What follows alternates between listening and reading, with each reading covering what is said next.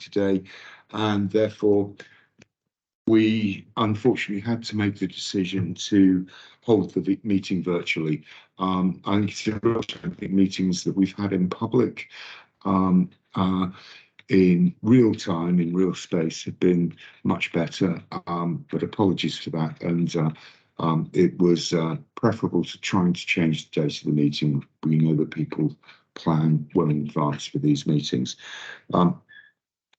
Can members please remember to use the hand button if they wish to ask a question or contribute to the discussion, and to remain on mute if you're not speaking. That just makes it easier for everybody else to hear. With a reminder as well that we're recording this meeting and it is being broadcast live. A version with British Sign Language will be produced and uploaded onto our website to improve the accessibility. Just a reminder, this is a meeting which is being held in public and not a public meeting. If we were meeting in person, we would be able to take questions from members of the public on the floor. We will need to take questions in advance, unfortunately. We'll do our best to avoid jargon and acronyms, but some of us are from the NHS and we really struggle with that particular requirement. But we will do our best, and where possible, we'll translate into what might pass as English. We can't take any live questions from members of the public. Some members of the public will be joining us for the second half of the meeting at 6:30. That will be chaired by my co-chair of the Integrated Care Partnership, Ruth Dombey, Councillor Ruth Dombey. And that's a very special part of the meeting because we are part of the NHS England consultation process on the proposals for the future location of very specialist cancer treatment services for children who live in South London, across South London, but also across much of South East England. So we will take a short break before that item, but we will devote at least half the meeting to the discussion of the paediatric cancer arrangements. The presenters have been asked to treat all papers as read and will highlight the main points in their presentation. So that's a reminder for those people that are going to be doing presentations. We don't want a page-by-page turn of the documents. We want a nice crisp summary directing some of the questions and debate. We have had some apologies for today's meeting. We've had apologies from Carol Cole, who is provider chair representative, and she's the chair of Central London. She's the vice chair of Central London Community Healthcare NHS Trust. We've had apologies from Carolyn Dwyer, our growth and economy representative. She's the strategic director of development, growth and regeneration at Sutton Council. We've had apologies from Iona Liddington, who is our public health representative, and she's the director of public health at Kingston Council. We've had apologies from Joe Farrer. He's the chief executive of Kingston Hospital and Hounslow and Richmond Community Healthcare NHS Trust, and he's the executive lead for Hounslow and Kingston and Richmond. And we've had apologies from one of our GP representatives, Sayanthan Ganesaratanam, who's from the Merton GP Federation. I've had no other apologies, and I can see from the people on this Teams call that we are actually quorate. Moving on to the declarations of interest, we do publish a detailed declaration of all members of the board, of the partnership board, but I know that we have two people who would like to raise issues. I can see a third hand.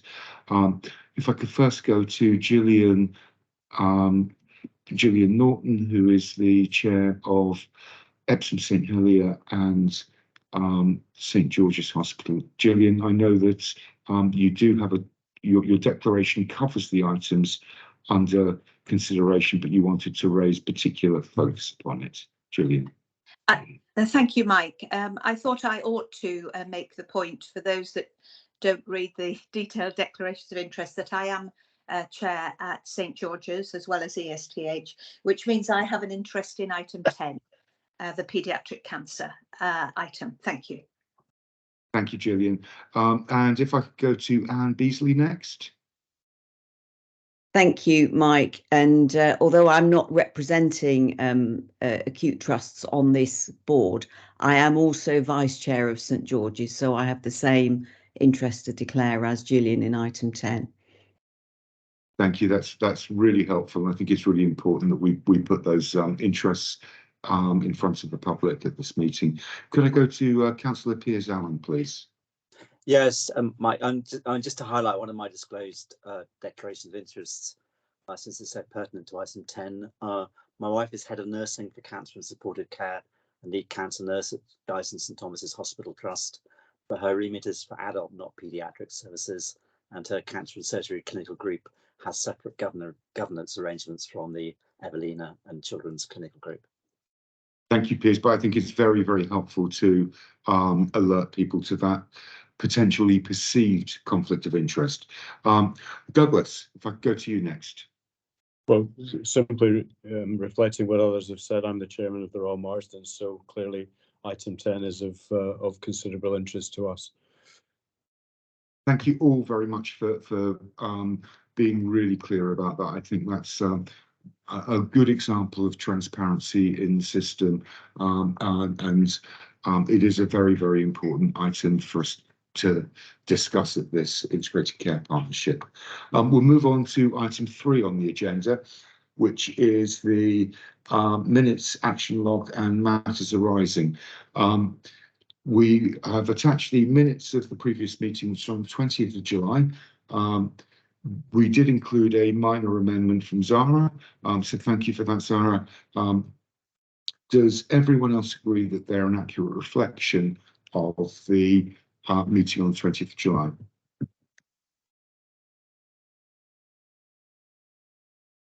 Piers, I think you've got a legacy hand up, but just to check that you don't have an objection.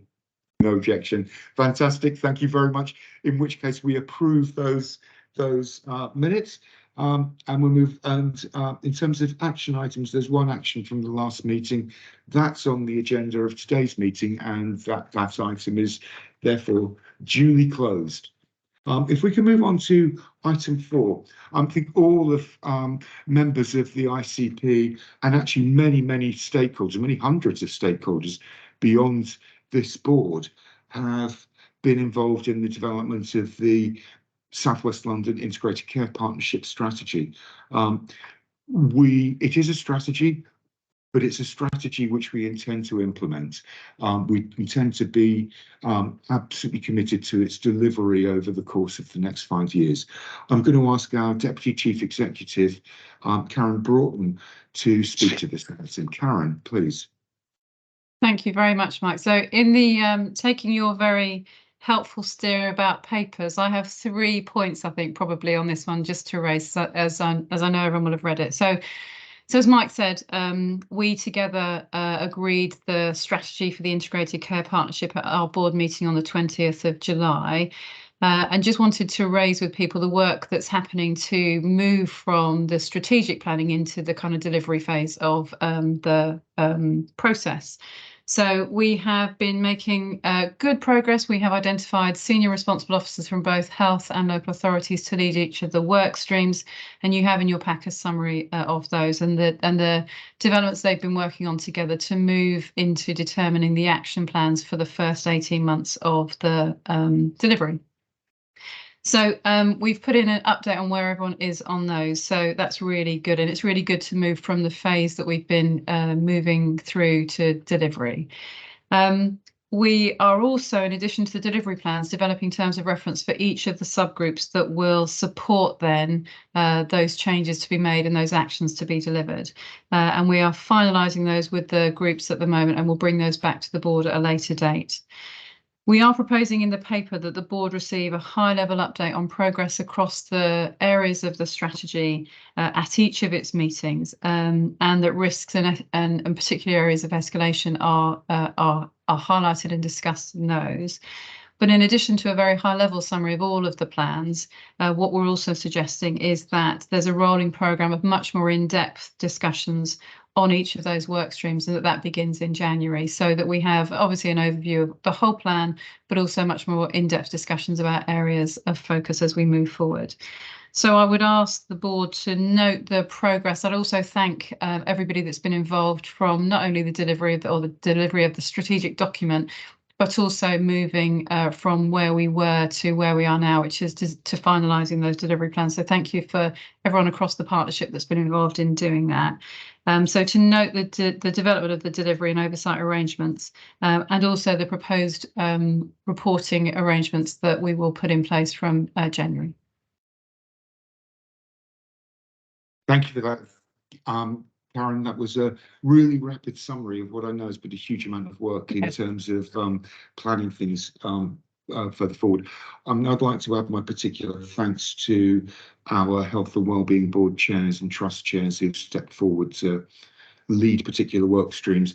I think that is a fantastic commitment across the system to have senior local authority and NHS leaders working in partnership to ensure that we deliver on the ICP priorities. Of course, the work will happen in the work streams, and it's important to have leaders, but it's also important to have all of the participants. And I know that we have some fantastic people from every sector within our communities participating in each one of those work streams. So we should be able to develop some fantastic plans and some delivery of those goals. Could I ask if there's any questions, points, or other matters people want to raise? And I can see Mike Jackson has, sorry, Sarah first. Your hand went up moments before Mike's.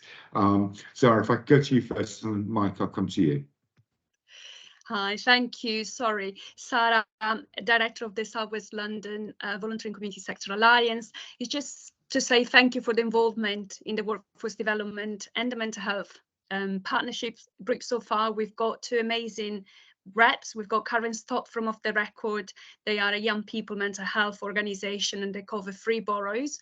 And we've got Jason Lamont from the Kingston Centre for Independent Living. And we will bring the other priorities to the leadership group this Friday and bring forward some nominations.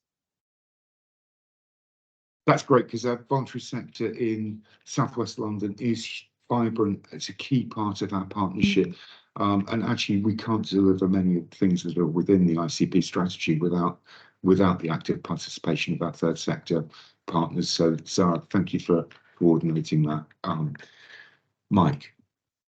Yeah, thank you. And I just want to endorse all that's been said about the positive process to get us to this point, the level of engagement and the very broad representation in the development of the strategy, but also in putting the groups together to take forward delivery.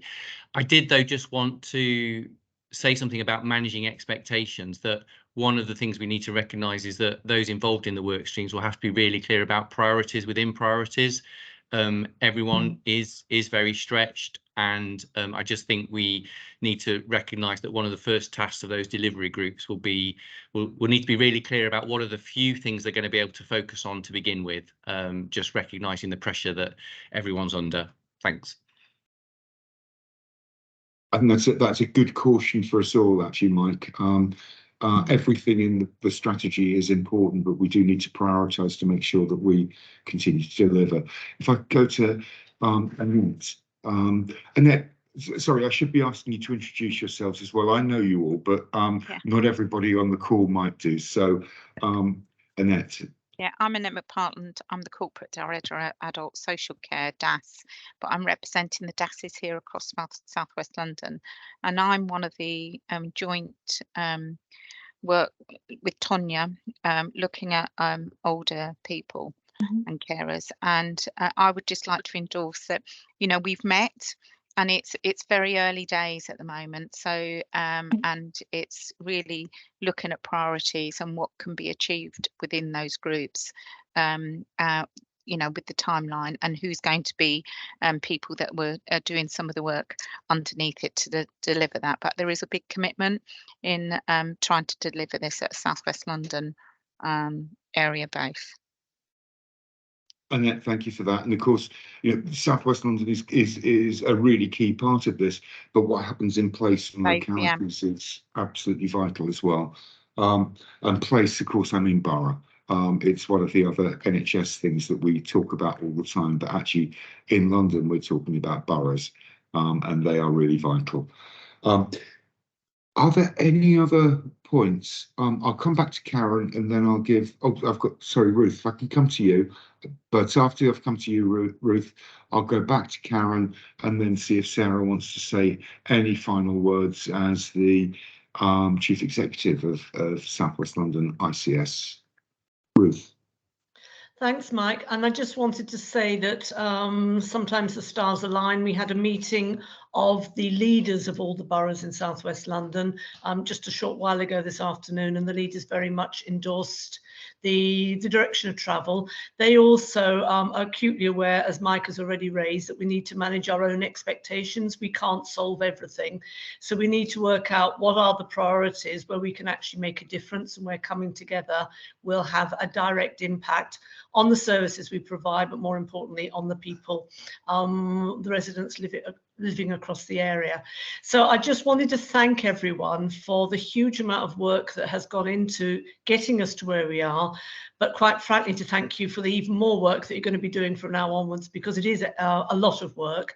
There was a feeling, I think, at the beginning of the process, Mike, that this was all on top of the day job. My hope is that this will become part of the day job, and my message to the borough leaders in the meeting that we had earlier was very much along those lines. How can we ensure that everything we're doing with these different work streams is actually an integral part of everything that we do? So I'm pleased that different borough chairs of health and wellbeing boards are focusing on particular work streams. I think as we go forward, we're going to see that it's not as siloed as it would seem from the strategy, that actually there's going to be a lot of crossover, and that's absolutely fine. That's a good thing. But I really do hope that going forward, we can see what real integration looks like and work out what will give best value to the priorities that we have as places, as boroughs, and in the best interest of our residents. But a huge thank you from me, because the work starts now, and I think it's going to be really rewarding. Ruth, thank you. I really echo everything that you've said there. I think challenging moving forward, but fantastic so far. Karen, any final comments before I hand across to Sarah? I think my only final reflections might be is exactly what everyone else has said. I think there's huge energy. I suppose we have to just make sure that our energy doesn't kind of overtake our kind of ability to deliver. So I suppose that's one of the things that we'll probably just keep checking in with the SROs of the programmes to make sure that actually what we do actually write down and try and deliver is deliverable. So I think it's a really helpful reminder of actually we want to deliver it, but actually that's probably a small number of things done really well, rather than trying to do too much across our organisation. So but yeah, so a huge amount of energy, but let's also make that a realistic deliverable. Karen, thank you. And thank you to the team as well. I know I've worked really, really hard at on this in terms of moving it forward. Sarah. Yeah, I have to also add my thanks to everyone, including my team, who have worked, you know, tirelessly on that, and the fantastic day that we all had at that event, which was brilliant, and everybody turned up and were really engaged. And I want to positively think about, isn't it fantastic that we have got together a strategy that we have agreed across the whole system for South West London, for the people of South West London, and the ambition behind that we all agree that these are the areas that we want to work on together in order for better outcomes for local people in South West London. So, I mean, that's a real achievement in itself, that so many organisations and people associated with those organisations have come together to identify these ambitions for local people in South West London, and that we're going to work together to deliver this. So I think on the positive side, there's huge potential here, and I am sure that as we work through this over the next sort of couple of years, we will see some, you know, real benefits to local people. And I think on that point, Sarah, you've led us beautifully into the next item, which is actually about outcomes. So clearly, we have some really strong ambitions within the ICP strategy. But it's really important that we measure our progress against achieving those. And our Chief Medical Officer, John Byrne, is going to talk us through the outcomes framework we're developing across South West London. So over to you, John. Thank you, Mike. Good evening, everyone. My name is John Byrne, Chief Medical Officer for South West London, and health improvement is one of the key tasks which sits in my portfolio. Just like to thank Catherine Heffernan and Iona Liddington for developing this paper for us, which hopefully you've all had a chance to read. Now, just at a very high level, we're about to embark together on a very complex programme as we seek to sort of set about to improve the health and well-being of the citizens in South West London. And there are various work streams which will be involved in various projects and pieces of work. And sometimes it can be a bit like looking at the stars, trying to figure out what is what, but more importantly, what is working. Now, traditionally, whether it's, dare I say, in the health service or local government, we've become experts at counting things, but counting things is not necessarily the same as understanding outcomes, benefits, dare I say, harms or risks. And particularly in the NHS, we like to use RAG ratings to tell us how we're getting along with our programme. So Catherine and Iona and other colleagues have thought about what is essentially a complex programme. How do we seek to make sense of it? And how do we assure ourselves that actually what we are doing is having a positive impact? But in that, we need to understand that there are two ways of thinking about data. There's quantitative data, which is how you count things, but there is also qualitative data, which is how you sort of talk about things, how you feel about things, or how you capture that sort of narrative. So any outcomes framework we have to do has to capture that. But we also need to reflect the needs of the various organisations and perspectives that we may have, either from a health or a local government or a voluntary sector, or indeed, more importantly, a citizen perspective. So the proposal here is basically to adapt something called the logic model as our way in terms of the programme development and just capturing what we're doing as we're going along. It's on page 29 of 81. And essentially what we do is we consider inputs and outputs, but most importantly, the outcomes. And we'll consider those outcomes in the short term, in the medium term, and then in the long term, because the long term is actually what the real win about this, because in many cases that involves behaviour change, and behaviour change from a positive perspective is encouraging us all to think about what we do and how we do it in a different way. So that is what we're seeking to do. We're trying to come up with a framework which does not become an industry in itself, because there are capacity issues right across the system, but we want to be able to make sure we can compare apples with apples and pears with pears, and just having a shared sense of what good looks like, where we're succeeding, perhaps where we're falling over, but just importantly, just understanding that sometimes some of the things we're going to attempt to try aren't going to work, but by having appropriate measures in place, we can perhaps capture that data at an early stage, which is really important, bearing in mind the considerable investment we're going to be putting in. And I mean investment in its broadest sense in terms of people's times and efforts, not necessarily financial and capital, but although that includes that too. So Mike, this is bringing sort of policy to life. Catherine and others are really clear. We're very good at coming up with ideas, but unless we apply something like a logic model to it, we never necessarily see at the end of the process, and this we're talking about over 5 years, that we've actually made a difference. John, I think you've summed that up beautifully, and it's really important to understand things. I think that shift away from just counting to actually understanding is vital. This is about, yes, material changes in people's lives, which may be countable, but it's actually how they feel, how they respond, and that's a big contributor to their well-being. So thank you for your work here. Again, I'm really happy to take comments from ICP partners. If I go to Gillian from Epsom St Helier and St George's. Gillian.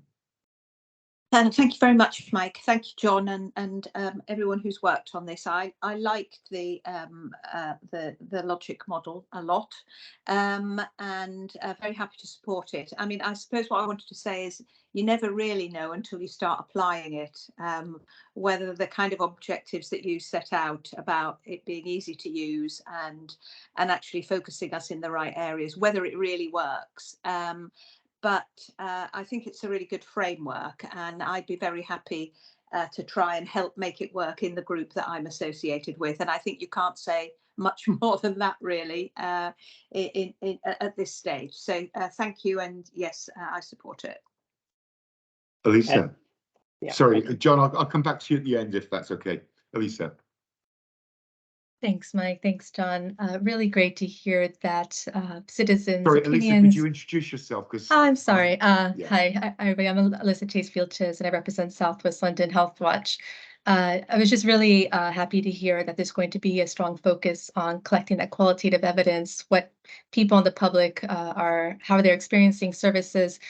I just want to say, in terms of signposting to practical resource, I think Charlotte Gaughan's team did a really great job gathering over 100 Health Watch reports, as well as reports from our voluntary sector colleagues, from local authority colleagues, insights her team has collected. So we have a lot of, basically a treasure trove of baseline information about how people are feeling about about different thematic areas relevant to the IC integrated care strategy priorities.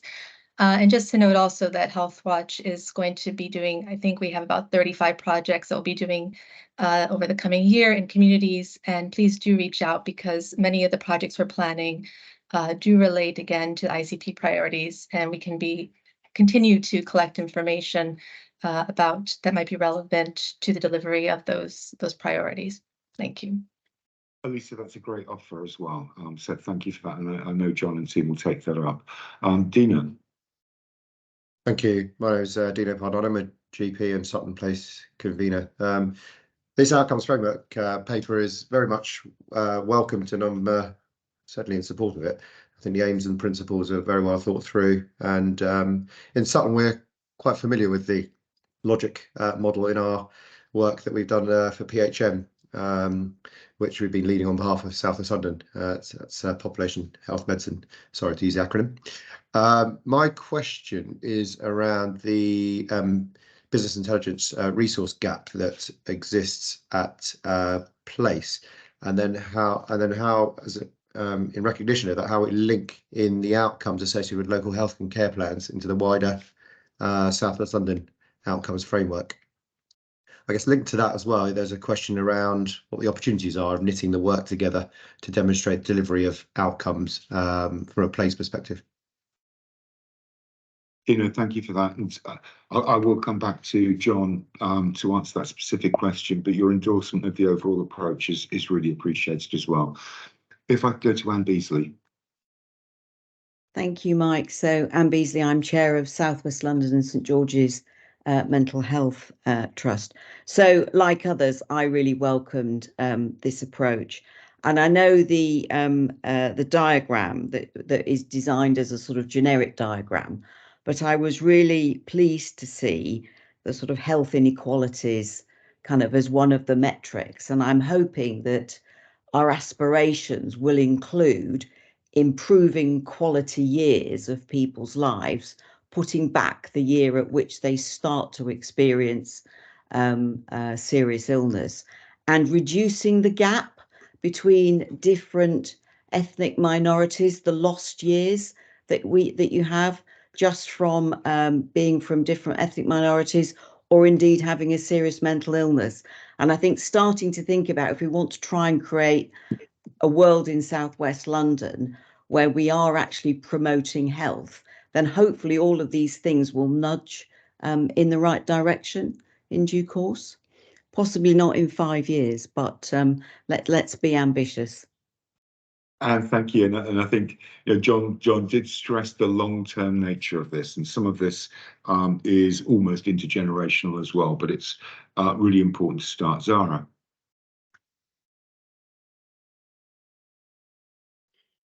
I just wanted to welcome as well the outcome framework. I think it's very much in line with evaluation systems already in place within the voluntary sector, very much, very similar to what voluntary sector organizations are used to.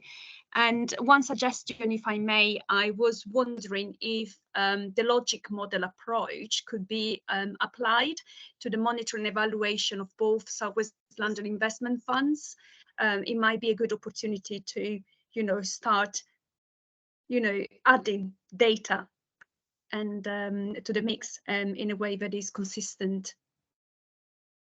So that I think sounds like a helpful suggestion. I suspect John will comment on it, but I suspect Karen will want to pick up on that when she presents the update on the investment fund as well. If I can go to Suklinda now. Thank you, Mike, and thank you, John. Really good work. And Suklinda, please introduce yourself as well. Oh, of course. Yes, of course. Hi, I'm Sukvinda. I'm chair in common at Kingston Hospital and also at Hounslow and Richmond Community Healthcare. Good evening, everyone.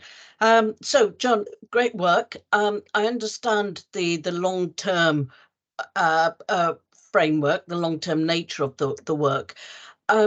I wondered whether you could say a little bit more about the bullet point, which is in figure 1 towards the bottom of the third column, which is about developing a prevention framework to put health, social care and well-being on a more equal footing. And I just wondered if you could say if there were any incremental steps that could be taken before the sort of year 5, if you like, that helps us to shift resources into that direction. You're not asking easy questions, are you? I'm glad it's John answering these. Shannon. Thank you. And I don't know whether my camera can be seen because I can't see it. Yes, you can. We can see you. We can see you, Shannon. And so don't forget to introduce yourself. Thank you. I'm Shannon Couture. I'm the Director of Public Health for the London Boroughs of Richmond and Wandsworth, attending today as a Wandsworth Place lead. My question or comment was around tackling and reducing health inequalities, which we know is one of the work streams in the ICP strategy. However, as we all know, inequalities can occur at many different levels across a broad range of issues, and actually you only know that inequalities exist if you measure for them. So the question that I wanted to ask or proposal was to really think about how the template that's proposed to the partnership today can allow an inequality lens to be applied across all the different areas that are being addressed by the strategy. Thank you. Another challenging question, Shannon. Thank you for that, though. Really goes to the heart of things. John, you've got your work cut out in answering those, but they're all really, really important questions. So if I could pass across to you for that. So thank you, Mike. So can I just firstly say a broad thank you for the welcome to the use of the logic model and the work that's gone into working this up, but that doesn't sit with me. I just want to say that sits with Catherine and Iona. So I don't want you to all believe I'm presenting my clever work when it's others who are doing it. Alicia, thank you for your offer of support. You know that we're going to gobble that opportunity up to think about some of the work that Healthwatch do. And if I didn't do it, I'd have Charlotte chasing me around the place, making me do it. So I think from that point of view, that's an absolutely easy win. Dino, the logic model, yeah, it's helpful to try and bring it in because we have to do something, don't we? We have to do something slightly different. So your question was around business intelligence. So you know that there is a reorganization, management reorganization within the ICB. Business intelligence has now moved into my directorate as part of a wider digital sort of directorate. So actually, I'm in a position working with my colleagues and paying attention to my other executive colleagues who have their needs too, to think about how we use the resources at our disposal in the business intelligence team to work across digital, thinking about population health management there. So I hope that will reassure you that actually because of our Directorate of Health Improvement and the alignment with the digital team within the ICB, doing some of that stuff together going forward is going to be a little bit more straightforward. And just to highlight, in terms of population health management, the BI team have worked really hard and are encouraging us to think about what a self-service model would look like, because we really need to sort of move that sort of agenda forward, because we have to think about the amount of people we have and the resource we have. We have a lot of data, but I think we as individuals need to get better at accessing the data ourselves to make sense of what we're trying to do. And in terms of improving quality years, yeah, I'd like to say that when it comes to mental health, we know about the disparities are there, and when you add in it from an ethnic minority perspective, it absolutely gets worse. So there is something about just improving or reducing the number of ill health years and thinking about how we measure that. But I think that is one of the longer term things that we'll see from a benefit of this approach, particularly around things like obesity and smoking and things like that. Sarah, logic model approach to both funds. I think we can go away and have a think about that. So happy to have that sort of conversation, particularly with Karen, because we have said that we are clear that we want to evaluate our health inequalities plus also our priorities fund, but we are also mindful very much so that we can, just because we can count it doesn't necessarily mean to say it's making a difference. But I also have to think about the resource input required to do that. So Kinder, you asked the question about how do we prove, or how will we prove we're shifting resources? I don't think you quite had said it, perhaps from which end of the sort of the acute end of the spectrum, whatever it might be, more into that community resource. But undoubtedly, and I know Mike has championed this before, and I think we're all assigned to it, that until we find a way to sort of spend more money on prevention and health promotion and self-management, we will continue to have some of the challenges that we particularly have in the health and social care space. So we are aware that we are all sort of operating in difficult times from a financial point of view, but in some ways that does create us the opportunity for us to think and work differently, so that we will see that shift, because otherwise we're just going to perpetuate the illness model that we have currently in the NHS. That's not a bad thing, it's just what we happen to have. So hopefully we'll be able to shift the dial in that one. And then the final question was about reducing health inequalities, and without giving a glib answer, I think there is something about the core 20+5 approach, and just using some meaningful data and continually relating it back to that, because in some ways, from an NHS England point of view and an NHS point of view, there is something in that piece of work which allows us to measure success against some of the key work streams. The one thing I would say, though, about health inequalities, I'm clear that there are healthcare inequalities and there are health inequalities, and the mayor's letter last year helpfully outlined that, the difference. And I think we in health and the NHS need to understand what impacts we're having on healthcare inequalities and how we can mitigate those. But the exciting piece for me, Mike, about the partnership is that we can all work together around health inequalities, which is much related to the wider social determinants of health and not just necessarily the health services that we provide. I don't think I have dipped out in answering any of the questions. Hopefully those are appropriate responses. But myself and Catherine and Iona would be more than happy to sort of pick up any of the more technical questions offline if necessary. John, thank you for that. And I think that the opportunity to work on health inequalities as a partnership, whilst we as the ICB work on, the Integrated Care Board works on tackling the healthcare inequalities, is a really key way forward for us. I think your open offer of coming in to support to continue to develop and integrate is a great one. I see Brenda has a hand up. I'll take one more comment from Brenda, and then we'll oh, Mike, please don't. It's always the final question that trips you up. No, honestly, this is really an easy one, because it's probably about my ignorance, so forgive me. Brenda Scanlon, I come from Croydon, and I'm one of the chairs of Age UK there. It's just the question about the shift around social care to social care, which I think is as much about the preventative agenda as you've actually said, John. I guess in my memory, from what we've already discussed in this partnership, and also from the recent work we've looked at, I would have thought that some of the early as well as the longer term developments that we're hoping to see through the workforce initiatives that we're doing could actually be quite central to how some of that focus shifts. Because as you've rightly said, the resources aren't just about shifting money in the system, although that's crucial. It's actually looking where we have deficits around recruitment and retention, you know, the sorts of things. So in my mind, simple though it may be, I would have thought that some of the way we can shift the balance in the system, both to the delivery of services, but also prevention, is how we are really inventive around some of the work that's being laid out about the joint workforce strategy that we have. So that's just a point. I hope that wasn't too taxing a comment, John, so forgive me if it was. No, not at all. And I noticed your self-deprecation about it being a simple question. Actually, it's not. It's in some ways we don't state the obvious enough. And actually, the workforce piece is a huge challenge. It's one of the reasons we made it a key shared priority when we started off on our journey last year. And I don't really want to go talking about in Karen's territory because she's much more knowledgeable than me. But you're right, it isn't just about shifting the money, it's about shifting some of the other things around. And if we don't get the workforce right, or if we don't get our approach to digital and innovation right, we'll still have some of the same challenges, but they'll just feel an awful lot worse in 5 or 10 years' time.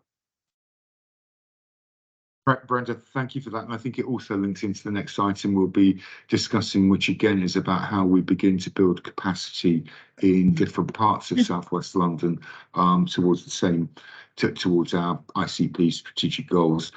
John, thank you very, very much. I think from the positive comments, we can take it that the outcomes framework is approved. I'm looking around for any dissent and I can't see any, so take it as approved.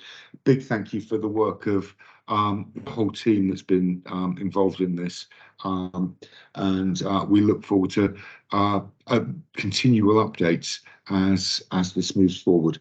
We'll move on to item 6, and Karen, this is your show tonight, isn't it? Or certainly the first half of the meeting. I know, I feel sorry for you all. So we've gone to our investment fund and we'll do a progress report. Our investment fund, we showcased some of the previous investments at our AGM last week. Fantastically exciting and life-changing investments that we've made, which actually potentially have a really sustainable impact upon the future of healthcare in South West London. Karen, what are our plans for the future? So thank you, Mike. So we've spoken here a number of times about the investment fund, haven't we? And as Mike said, towards the end of last year, we did our first kind of foray into the world of investment, and we've seen some phenomenal things happen. So the board agreed that we would continue to invest in the years ahead, and what we wanted to do is to just bring an update on where we are with those, with both of those funds. So just to remind us all, we have an investment fund. We've created one as the Integrated Care Partnership. It has 2 parts to it. The first is the Integrated Care Priorities Fund. So we've talked about strategy, we've talked about how we're going to measure outcomes, etc. The first part of the fund is to make sure that we are able to resource elements of the strategic priorities of the ICP. So we were really clear, weren't we, as a board, that actually in order to make action happen, sometimes funding needed to be made available as well. That's that element of the fund. Really excited about that. And the second, and we've just been talking about it in the last question and throughout the questions that John just had, the Health Inequalities Fund. So those 2 parts, those 2 pots of money make up the South West London ICP Investment Fund. Applications are now open. I feel like I'm on Strictly, but applications are now open. They opened on Monday. We held a really well attended event on Monday to launch the opening of the fund. Over 200 people joined us, and both John and I and our teams went through the process for investment this time. The applications will close on the 10th of November, so 6 weeks to work through bids. We've got, as part of the process from now until closing, some individual sessions on each of the priorities of the ICP so that we can bring people together and share a little bit more information about the kind of priorities and the kind of things that we want to happen in those 6 areas, and also in the cross-cutting themes. And that was welcomed actually by the people that were on the session. We are going to do it slightly differently this time. We've learned quite a lot from the first process that we had, and also we had a feedback session with people that were either as part of the assessment process or part of the bidding process. And we've made some significant changes to the process to make it easier for both parts. And there is now an online portal that has been created for the applications of both funds, which hopefully will now make that easier, and that portal is now open. So just in terms of quick headlines, in terms of dates then, bids are now open. They close on the 10th of November. We will have some analysis and some evaluations of those bids, both by pairs and then by a panel that will meet just before the Christmas period, with the hope of going live with those funding streams on the 1st of January. And just to remind everybody, we said that for this year we would move into double years of investment, so investing for this year but also investing for next, so that people have kind of much longer periods of time to make those changes happen. Just to give a kind of a brief update on where we are, but also ask the board to note that we are mobilising the instructions of the board in terms of creating the fund, but also that they're now open, and we'll bring back obviously some updates as we move forward through the process. Thank you. Karen, thank you for that, and I'm sure we'd all vote for you if you were on Strictly. Zara, did you want to say anything before? Because I think this is really just a progress update, but I know this is central to your world, and you may want to just make a couple of comments, Zara. I just wanted to say I really welcome the risk the South West London ICS is taking to bring innovation and prevention to our system. You know, obviously, particularly with my voluntary sector hat on. And for next year, I wonder if we can start considering match funding from other stakeholders as well, because this is such an important piece of work, it's such an important fund, and gives the opportunity to, you know, try new things and pilot innovation in a way that then can be moved across the system. I also wanted to make one comment on behalf of the voluntary sector organisations. When it comes to the 75% of funding that goes to existing schemes, and if this is going to be repeated next year, this possibility of an extension, voluntary sector organisations would really appreciate more consistency across places in how and when the groups first were informed about the possibility of an extension to start with, and secondly, were asked for additional information or monitoring or filling application forms to help places had taken a decision about what projects were going to be continued. We had no consistency in the approach across places, with places doing different things at different times, sometimes with very tight time frames. So I think we definitely need to review it for next year, well, 2 years' time. Zara, no, thank you. And I think those insights into the administration of a scheme are things that we want to constantly learn about. I think the idea of match funding is fantastic. But hey, this is Karen's show. Do you agree, Karen? I may agree. I suppose it's whether there's the ability to match fund, isn't it? Because there's I'm sure every organisation would love to be able to match fund. It's whether actually that's a financial possibility. So, but it's a good aspiration to have. And it's right. Sorry, Sarah, I take your points around. I mean, we're talking about the health inequalities element, aren't we? Where we've agreed that we will continue to fund some of those schemes that need longer to go into fruition. We'll take your points on board, and we will build those into the processes. I suspect that the more that we do this, the better we'll become. So any feedback that anyone ever has on the investment fund would be really gratefully received. Thank you for that. So we'll note the progress there. I mean, it is good to see. Clearly at the next ICP, we would like a report on who has been funded and what are they planning to do, because we'll have that but after the closure. We'll move on to item 7. I wonder who's going to present this one. Karen, approach to forward agenda planning in the ICP board.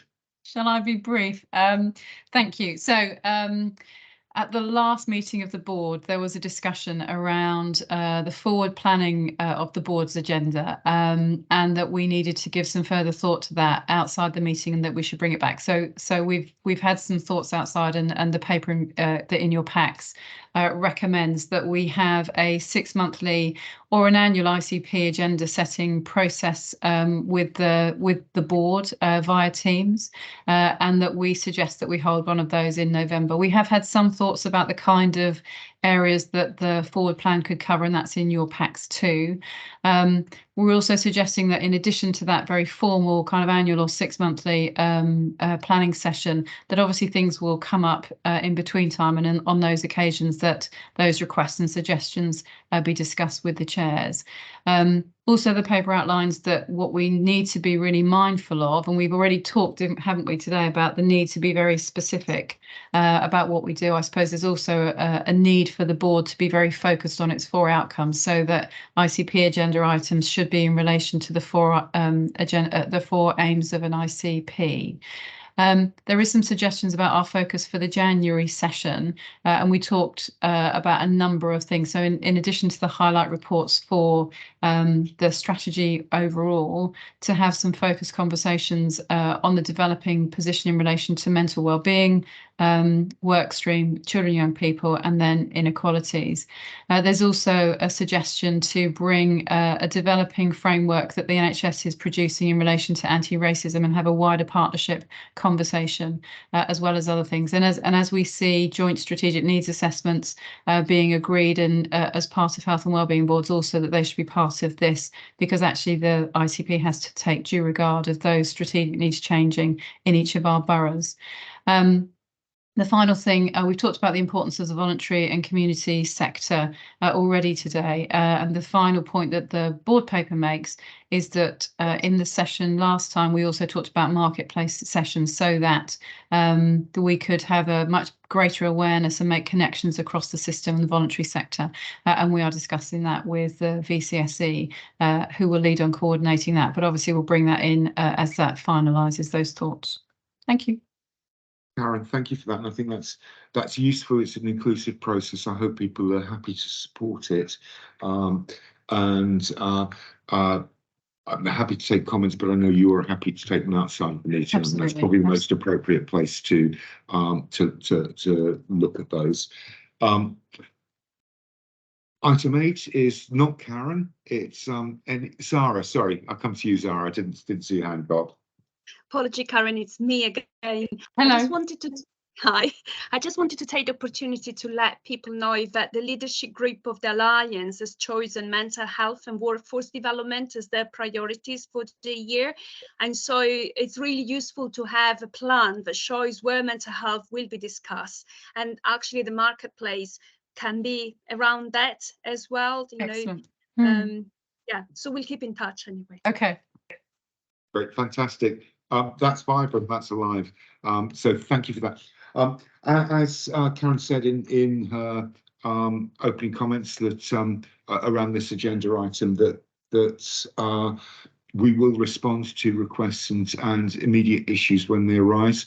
We will be taking a break in a moment before a 6:30 starting session for the ICP, which is on just such an issue, which where we've responded positively to a request to discuss an issue of high interest amongst our local communities, which is the paediatric cancer consultation and proposals. I'll move on to item 8, and as I was about to say, Karen isn't leading on this one, it's me, and it's any other business, and it's very, very short because I haven't given any notice of any other business that people want to raise. We would normally take public questions at this point in the meeting. We've received none in writing in advance.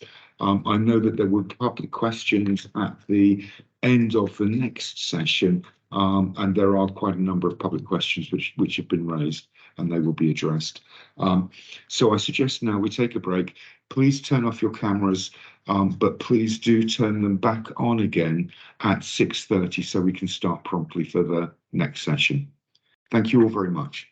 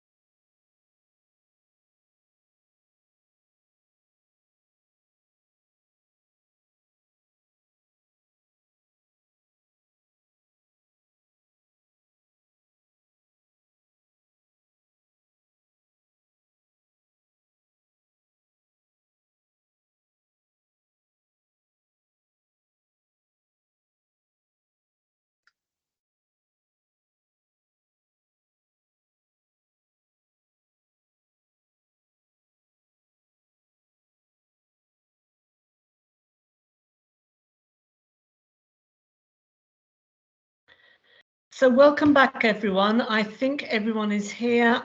So welcome to the second part of this meeting. My name is Councillor Ruth Dombey. I am co-chair of the partnership along with Mike, and I'm also lead of the London Borough of Sutton, where I chair the Health and Wellbeing Board, and I'm the lead for health across the 5 boroughs of South West London. So I'm really pleased to have the opportunity to bring this item. There's considerable interest in this particular topic, and we're going to be discussing for the next hour the future location of specialist cancer treatment services for children who live not just in our area but actually across the whole of South London and the wider South East England. So it's a real opportunity at the beginning of the consultation period on this important topic to be able to have this discussion, to raise any concerns, to ask questions, and I'm very grateful to our NHS colleagues for coming along to do the presentation. Just to be clear, this is an opportunity to have a discussion and to ask questions. We will not be coming to a common view or having a vote at the end. You will see clearly from the people who make up this membership board that there are people from different parts of the sector, and some of them are conflicted or directly impacted because of their roles. And at the beginning of this meeting, several of them declared an interest in the interest of transparency, which is absolutely fine. So I'm really grateful to our colleagues for coming along. We have them, they're joining us on the call. We also have other people who have asked to join the call so that they can ask questions further on in the meeting, and they are also very welcome. So can I start by welcoming and introducing Dr. Chris Strether, who is the Regional Medical Director and Chief Clinical Information Officer for NHS England. He's going to be talking and presenting this item, supported by some of his colleagues. So Chris, I think it'd be easier for you to introduce your colleagues, and then you've agreed roughly 15 minutes, I think, for the presentation, because people have read the documentation. We've read the consultation papers, which are helpful, thank you. And we want to have as much time as possible for questions. So over to you, Chris. Thank you. Yeah, thanks, Ruth, and really grateful for the invitation to attend. And probably just at the beginning, I hope we can give some people answers to some questions, but this is also a really important part of our public consultation. So you know, at least 50% of this is listening to concerns people have, and those are things that we'll take on board when we come to when NHS England across the 2 regions comes to make a final decision. I think I'll introduce Elsa Willens, who's the joint senior responsible owner of this programme of work, and she and I will jointly do the presentation, and we'll try and be as concise as possible, so we've got plenty of time for questions. So I think I'll probably just get on with the Elsa's the key colleague to identify, and probably she'll say hello when she starts her second half of the consultation to make sure we use time efficiently. Elsa, do you want to share the presentation, and I'll start? I will do. Good evening, everybody. Hopefully you can see that, or will do very shortly. Yeah. Yes, that's fine. Thanks, Elsa. Yep. Does that look sensible? Great. Thank you. Yeah. So we're looking at the proposals for the future location of very specialist cancer treatment services for children in South London and much of the southeast of England. I'll talk about background and context and the case for change. I'll talk about the sort of overview of where we are in the process, and then some of the bits about consultation timings and next steps. I'll hand over to Elsa. Next slide, please. So as background, specialist children's cancer services in England are led and coordinated by principal treatment centres. There are 13 of these in the country, and they provide the most sort of intensive treatment for people for children who have cancer. We do work in partnership with paediatric oncology shared care units, or POSCUs, and those are dotted around the geography we cover. And so Brighton, for instance, will have a POSCU, and we'll do as much of the pathway as we can to make it easier and a better experience for patients and families. But the most intense bits of treatment take place in principal treatment centres, which we abbreviate as PTC. So I apologise if I ever slip into jargon. The current PTC for children living in Kent and Medway, Brighton Hove, East Sussex, most of Surrey, and the whole of South West and South East England is a joint enterprise at the moment, provided by the Royal Marsden Hospital on its Sutton site and St George's Hospital in Tooting. They provided service for a long time. The service they provide is safe and high quality, but the very specialist cancer treatment services at the Royal Marsden are not on the same site as the Children's Intensive Care Unit, which is St George's, and also much of the specialist surgical services.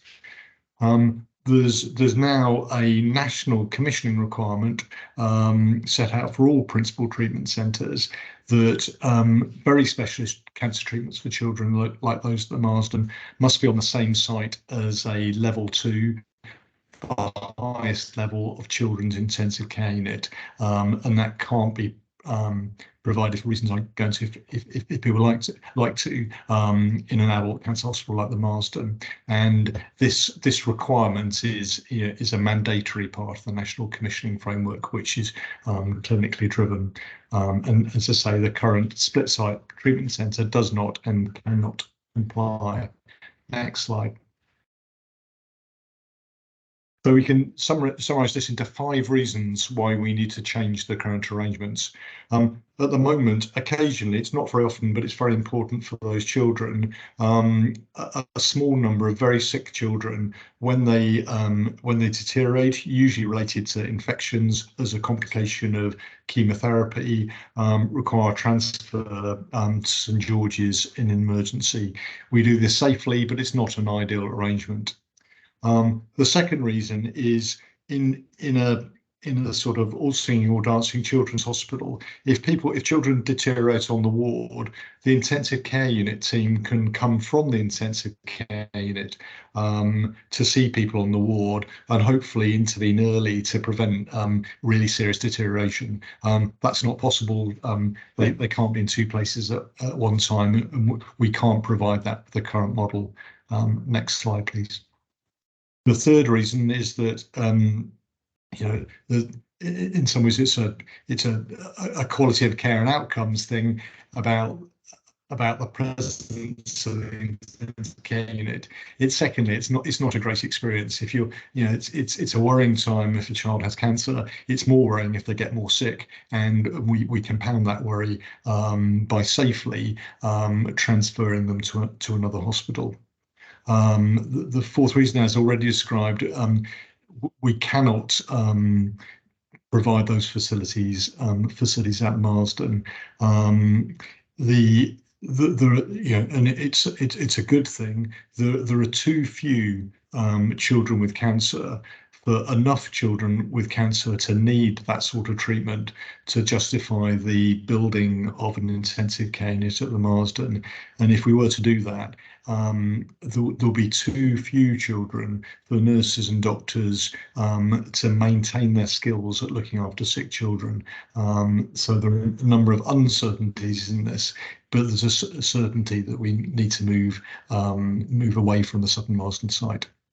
And the fifth thing, which is really about the future and making things better for children in the future, is although in the current arrangements we can accommodate most treatments, there are some potential treatments which are coming online now. There's a treatment called CAR T cells, where we take immune cells out of children with cancer, modify them and then put them back into the patient to fight the cancer using the body's own defences. This is an innovative treatment which offers a better chance of survival for some children with cancer, and this has a mandatory requirement to be done on an intensive care unit site.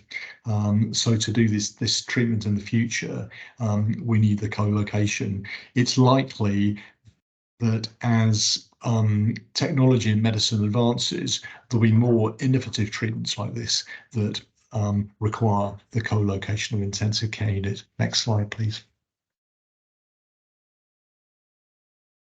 So while the sort of final thing that has to happen, and this is a thing that is neutral to whether we site the future PTC at St George's in Tooting or at the Evelina located at St Thomas's Hospital, is that, again, there's been an important development in the treatment of radiotherapy, both for adults and children, and the most modern form of radiotherapy uses a protein beam treatment.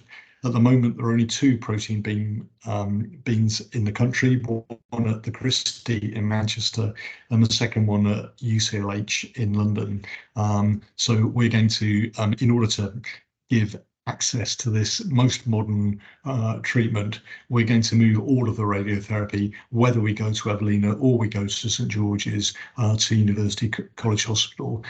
So both options in our consultation propose that conventional radiotherapy and proton beam radiotherapy take place at the same place, and that'll be at University College Hospital. Next slide, please. So who does this change affect? There are around 1,400 children in the area that we cover, aged between 1 and 15, that will be affected by this change. That's new patients each year and patients who are going through existing treatment. Around 60% of these patients come from outside London, and all these patients are between 1 and 15. Patients under 1, it's very rare, happily, but patients under 1 have to be treated at Great Ormond Street because it's ultra specialised. And adolescent and young adult patients will remain treated at the Marsden. In 1920, the last year we've got reliable figures for 35 children were transferred from the Royal Marsden to St George's because they needed intensive care. So this is quite a rare event, but it's very important for those children. Next slide, please. Okay. And just to look at numbers and see how it's distributed across the geography.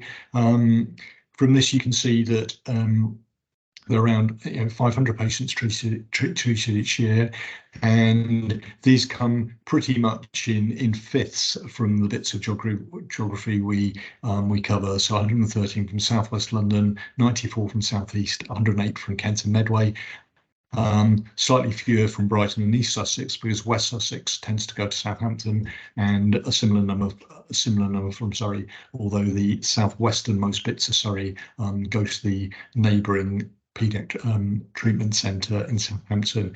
We do get 83 children from other areas on our borderlines with Great Ormond Street to the north, and to Oxford to the northwest, and Southampton to the southwest. Next slide, please. So this is a very busy slide. Now I won't take you through it in detail for the sake of time, but this just took some way about how long and thorough a process this has been. We developed a case for change, developed a clinical model that would deliver the improvements we wanted. Chris, I'll just interrupt you quickly because yeah. I think you have 24 slides. So I think we've seen some of this, so it might be a good idea to move on a little bit. Yeah, and okay, I'll move. Yeah, so essentially we're at the grey bit, which is the middle of, and I'm only going to talk about 2 more slides and then hand over to Elsa. So we're at the grey bit, which is during the 12-week period of public consultation. So what we've got through the process, which involved involving patients, their families, staff, cancer charities, patient groups, cancer specialists from around the country, and actually from Holland as well, is we developed some evaluation criteria to judge our 2 shortlisted options. Our 2 shortlisted options are Evelina at St Thomas's and St George's in Tooting. Both locations already deliver outstanding children's services, and in both proposals, radiotherapy will be delivered at ECH. Next slide.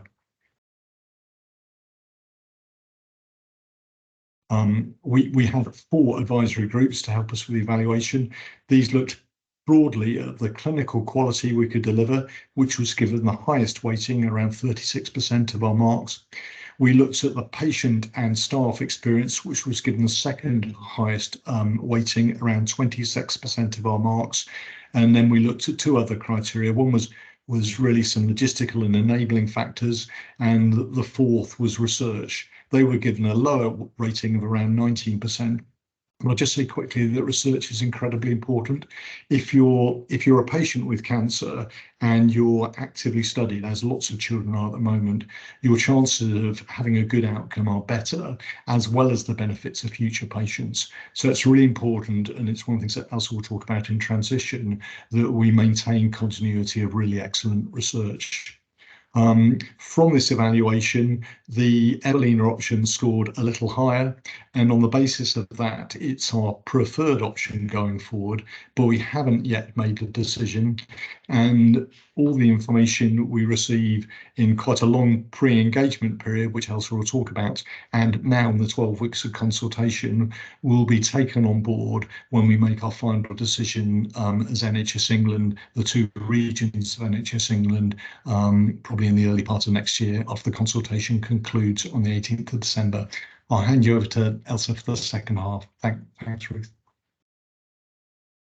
Thank you, Chris. Good evening, everybody. So there are many things for us to think about as we take this program forward, and one of those things is the impact on travel times of both proposals that we are consulting on. We know that in both cases, whilst it will be quicker by public transport to get to either of the 2 options in the future, it will, for many people going to St George's and most going to Evelina, London, be longer journey for people travelling by car. It is also a similar picture for people travelling to UCH, where it's proposed that we provide the radiotherapy service.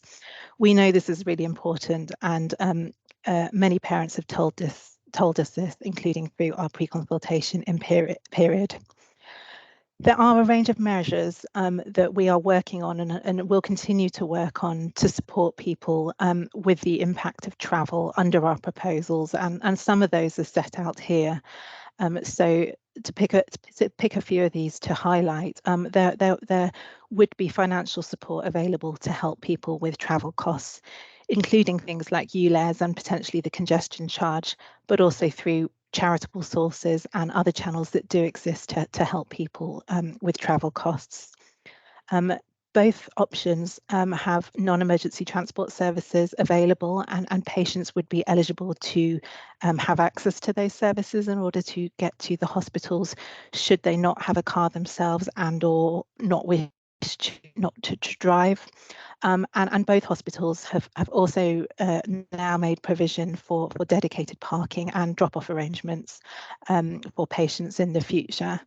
That is just a few of the things that we have considered, and we've been working with both potential options around a range of things, including drawing on experience of other stakeholders in this. Both are committed to development of action plans to address these areas, but we know that there will be more work to do on this, and we really want to gather more feedback from people through the consultation feedback on this important issue so that we can develop measures to address some of the concerns around travel.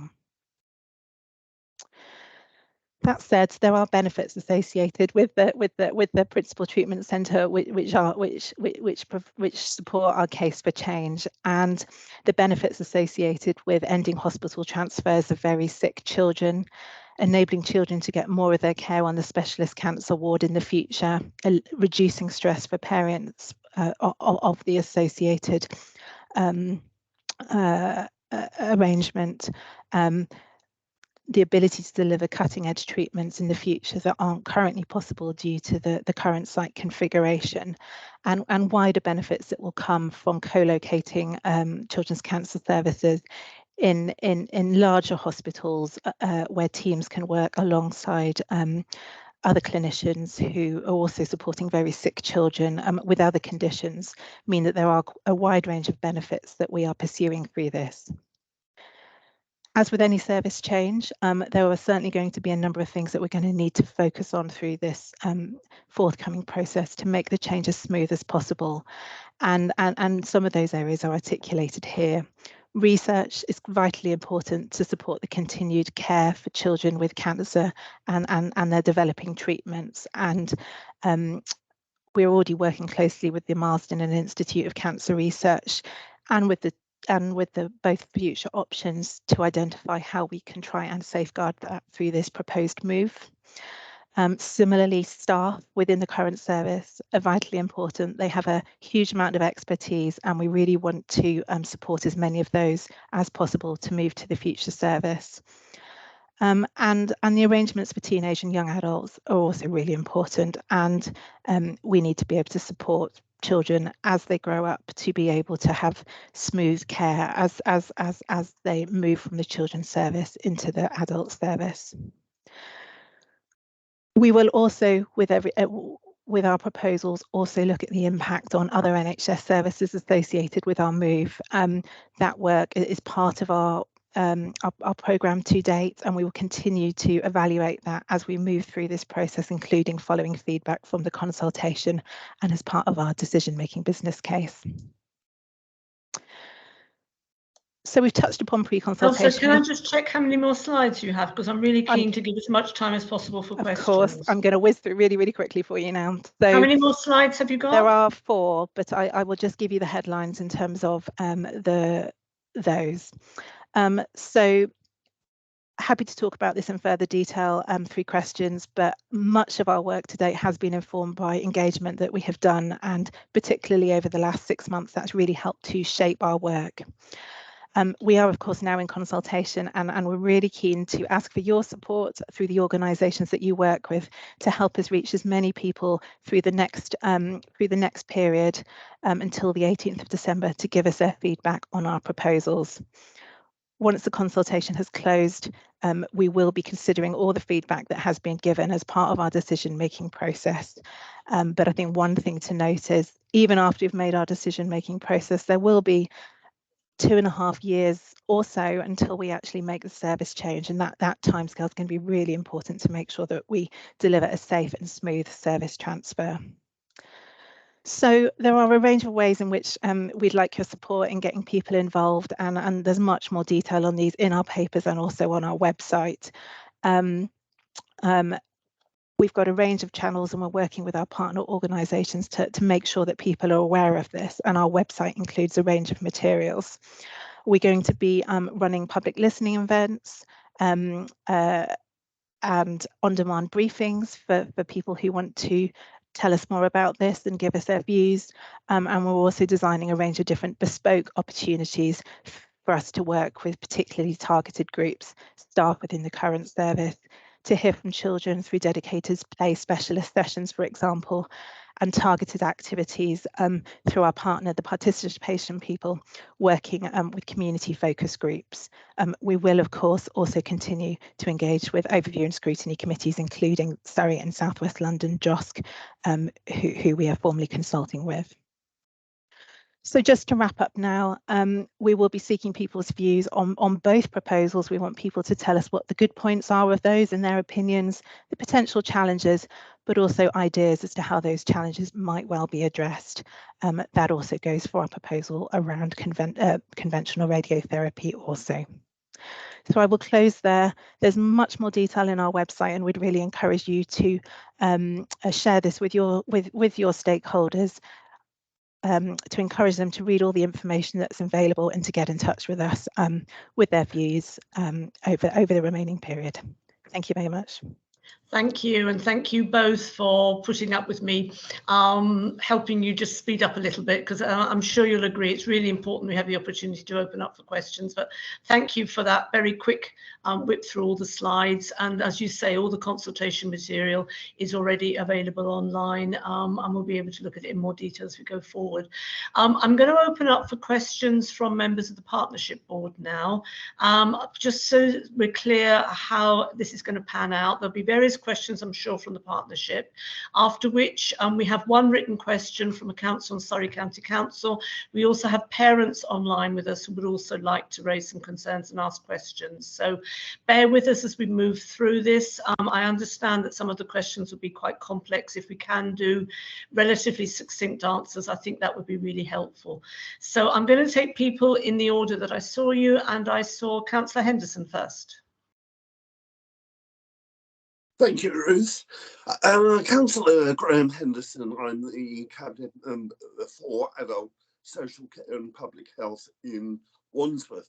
My question is quite a short one, but a very important one. Have the Mayor of London's 6 tests for acute reconfiguration been used in this analysis, and or will they be used? Thanks. Yeah. That's easy. Thanks, Graham.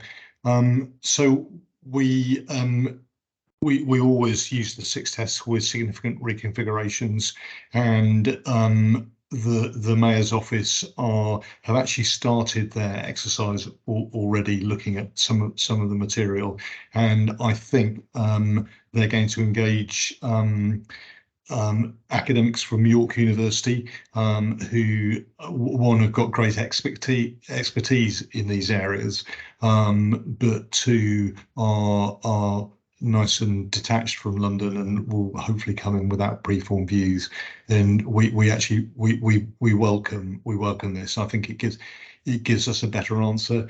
We also took our proposals to a joint clinical senate between South East England and London, and that, I think, helped us during engagement to improve our proposals. So we welcome sort of independent outside scrutiny. Thanks, Graham.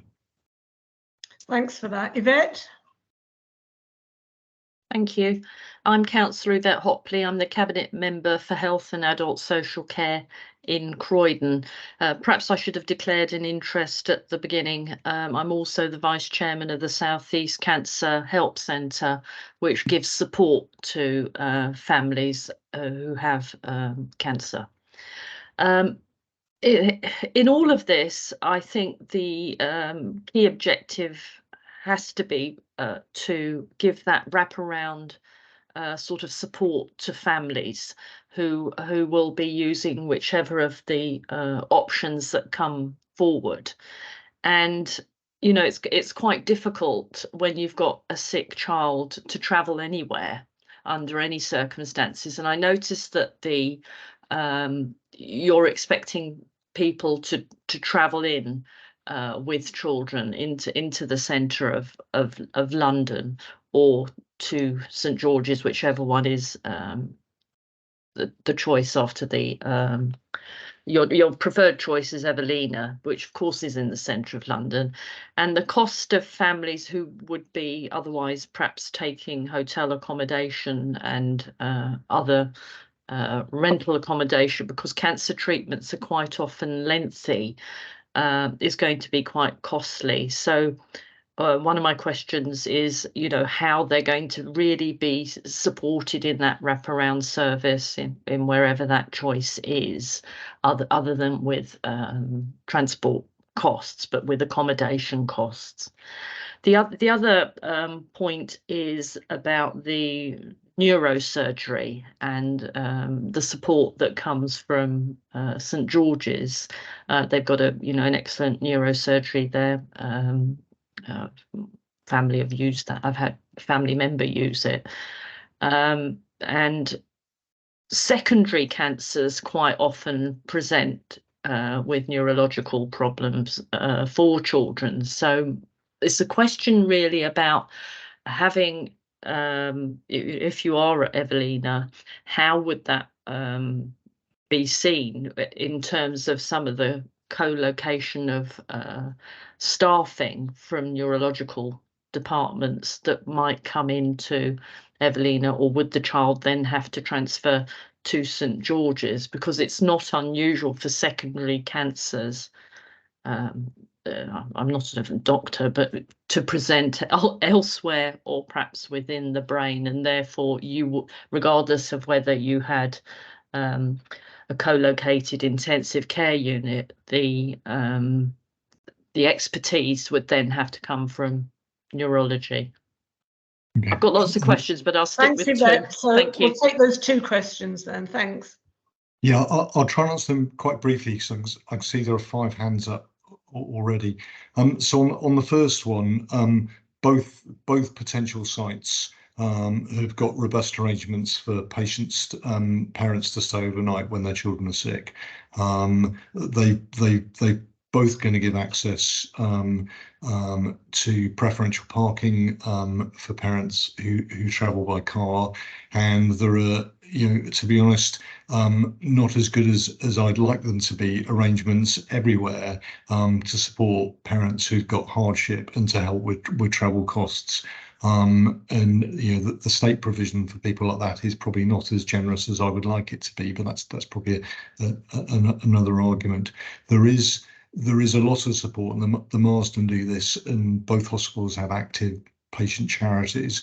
There is active work with charities to help support parents in difficulty in these situations. The second point about neurosurgery, the neurosurgery issue is definitely a really live issue at the moment.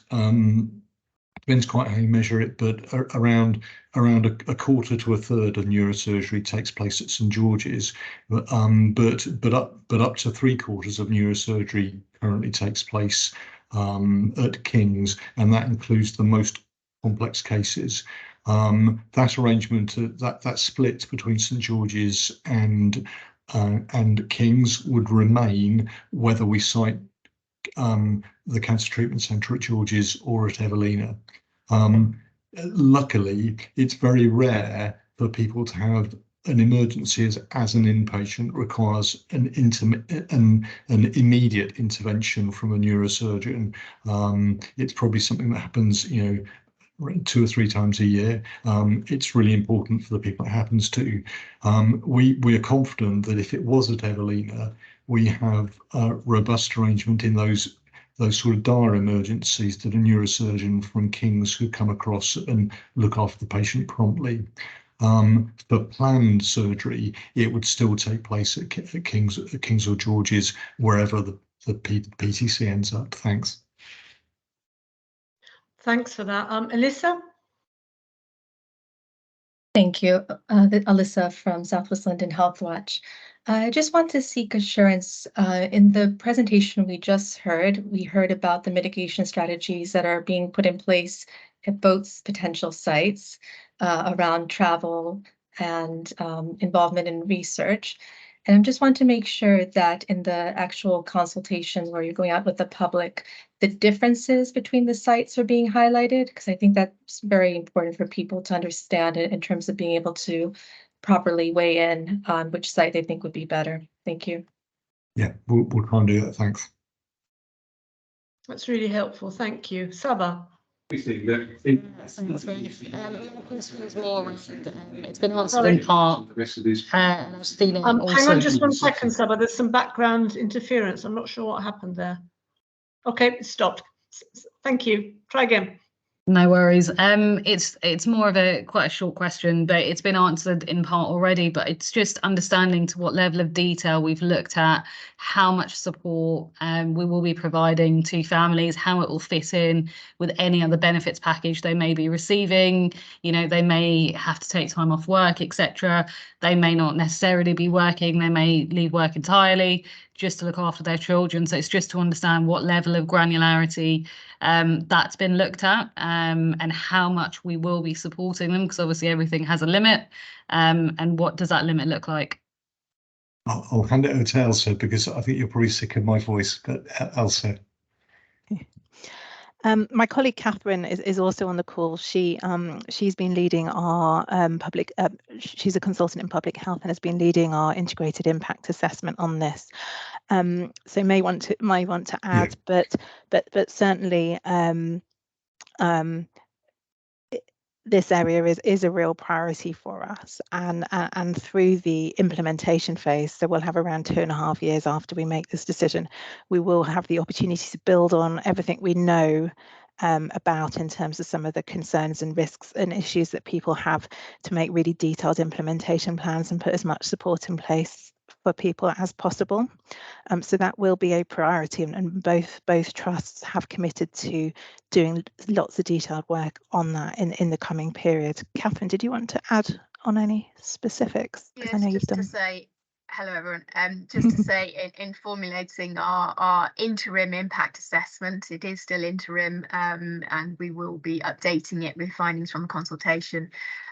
We had a working group with a range of professionals and parent representatives, and also we consulted with charities as well, Young Lives versus Cancer, and they were really helpful in helping to understand some of those wider financial impacts, and in the impact assessment you will see that recommendation coming through about the importance of supporting families access the advice they need, and in some cases through links with specific organisations, whether they can actually apply for actual direct grant help as well.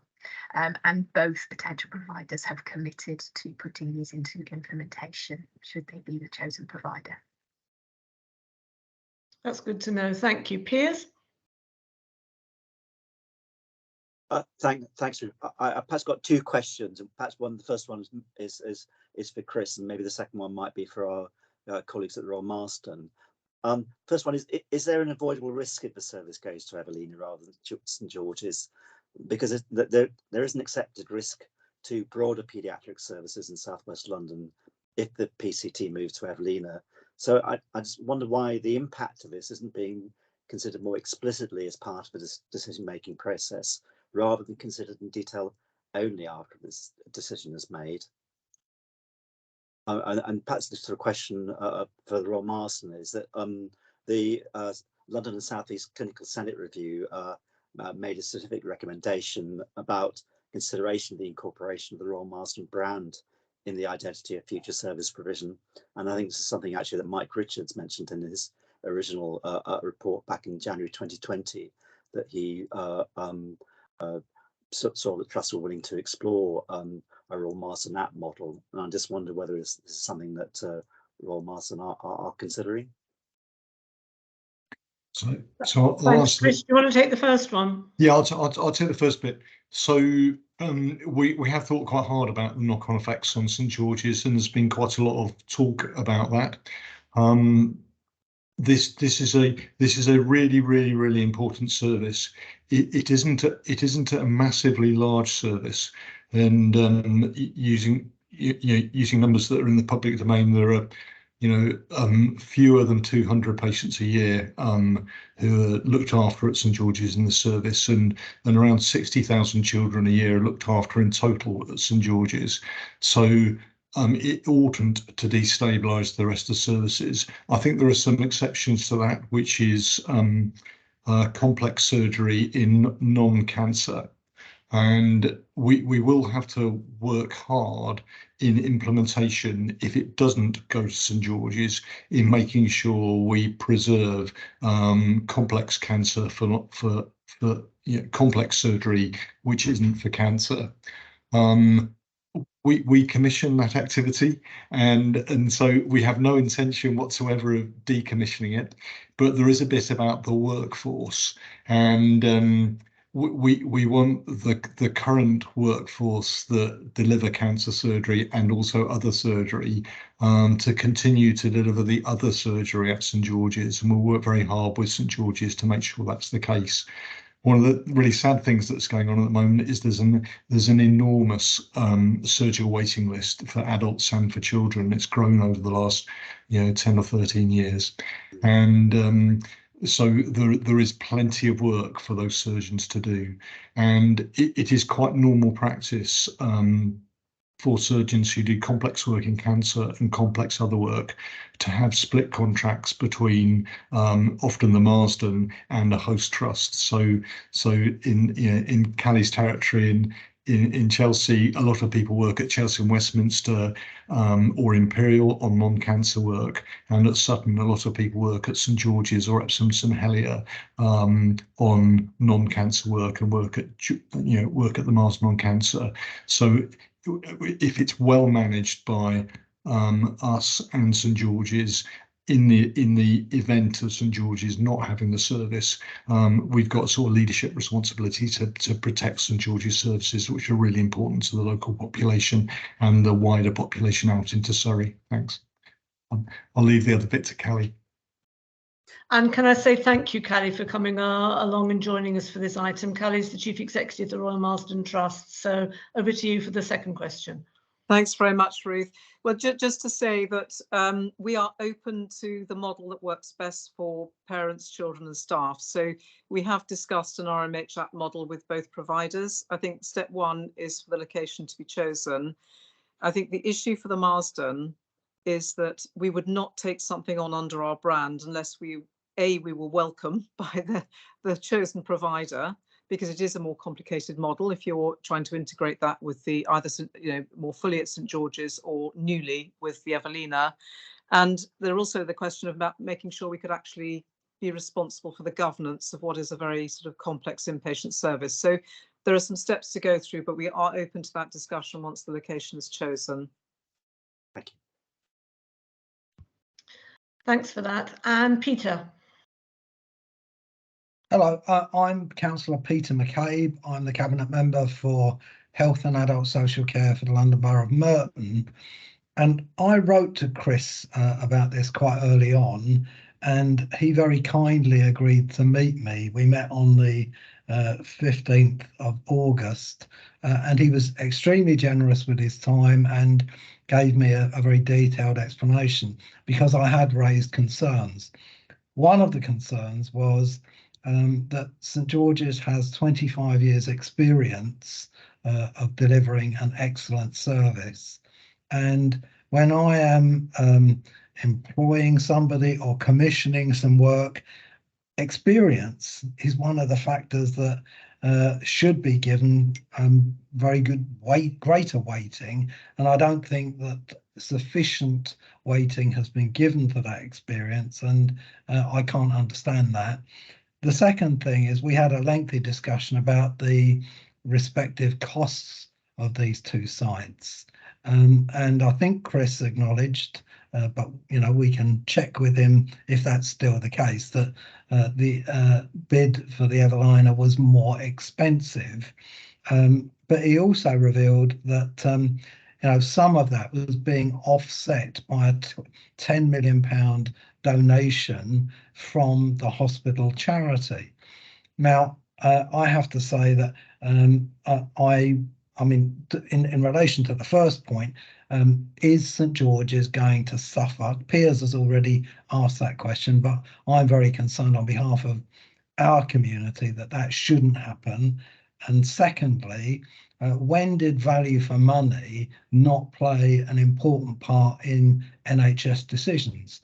And I've worked in the voluntary sector all my career, and I'm astonished that a charity should be making a donation which is in effect winning a contract for their hospital at the expense of another one. And I wonder what the charity commissioners would have to say about such a donation, and what the donors would have to say about such a donation. So I've got all sorts of concerns. And Chris, you were very generous, but you didn't convince me on that occasion. And you might try again this evening. Okay, so it's not our job to convince people tonight. It's our job probably to share as much information as candidly as we can, and also to listen to things that people say. I think that I'll deal first with the experience of cancer bit, and I agree with you. Experience of delivering the pathway is really important. I don't want to demean at all, because it's been really important over 25 years, the contribution St George's make. But the majority of inpatient care, the majority of chemotherapy, and what people would understand as cancer care is delivered at the Marsden, not at St George's. You can argue about the exact proportions, but the cancer specialism is a Marsden specialism, really, not a George's specialism. But it is significant and is taken on board. There are other things we need to take into account, like other supporting services and their availability in St George's and their availability in Evelina, for instance, renal services and cardiac services, as we've heard, neurosurgery at St George's. So we take quite a lot of things into account. So that is taken into account, but it's not the only thing. On the money front, I think it's quite interesting, really, the money. So we've made a decision, and a decision I support, that that in order for a bid to be considered, it had to be affordable, and it wasn't. We didn't want to go for the cheapest bid or for the most expensive bid. We wanted to go for a bid that was affordable. Both bids, and because they're not final. They're not final business cases. They're in outline.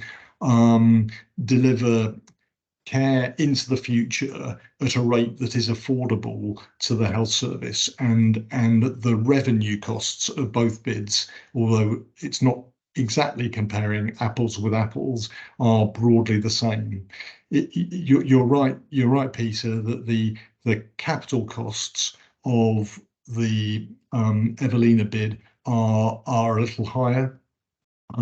They're not at the sort of inflated levels that were circulated in the press 3 or 4 months ago, but they are a little higher, and they are trimmed by a contribution from the charitable sector. I'd like to live in a world where we didn't need charity, but we don't live in that world, and a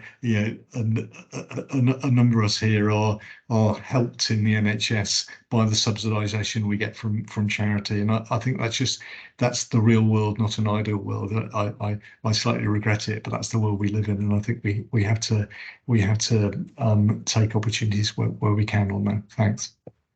Thank you for that. I've got lots of questions, but I'm going to behave myself because I'm conscious there are people waiting very patiently. So I'm going to read out the only written question that we've received from a councillor in Surrey, and then I'm keen to bring some of the parents in who have kindly agreed to be on this call. I do think this means that this meeting is going to overrun slightly, and I hope people will indulge us. But if we could have an extra 15 minutes, I think that would be helpful, because this is a really important issue and there's a lot to cover.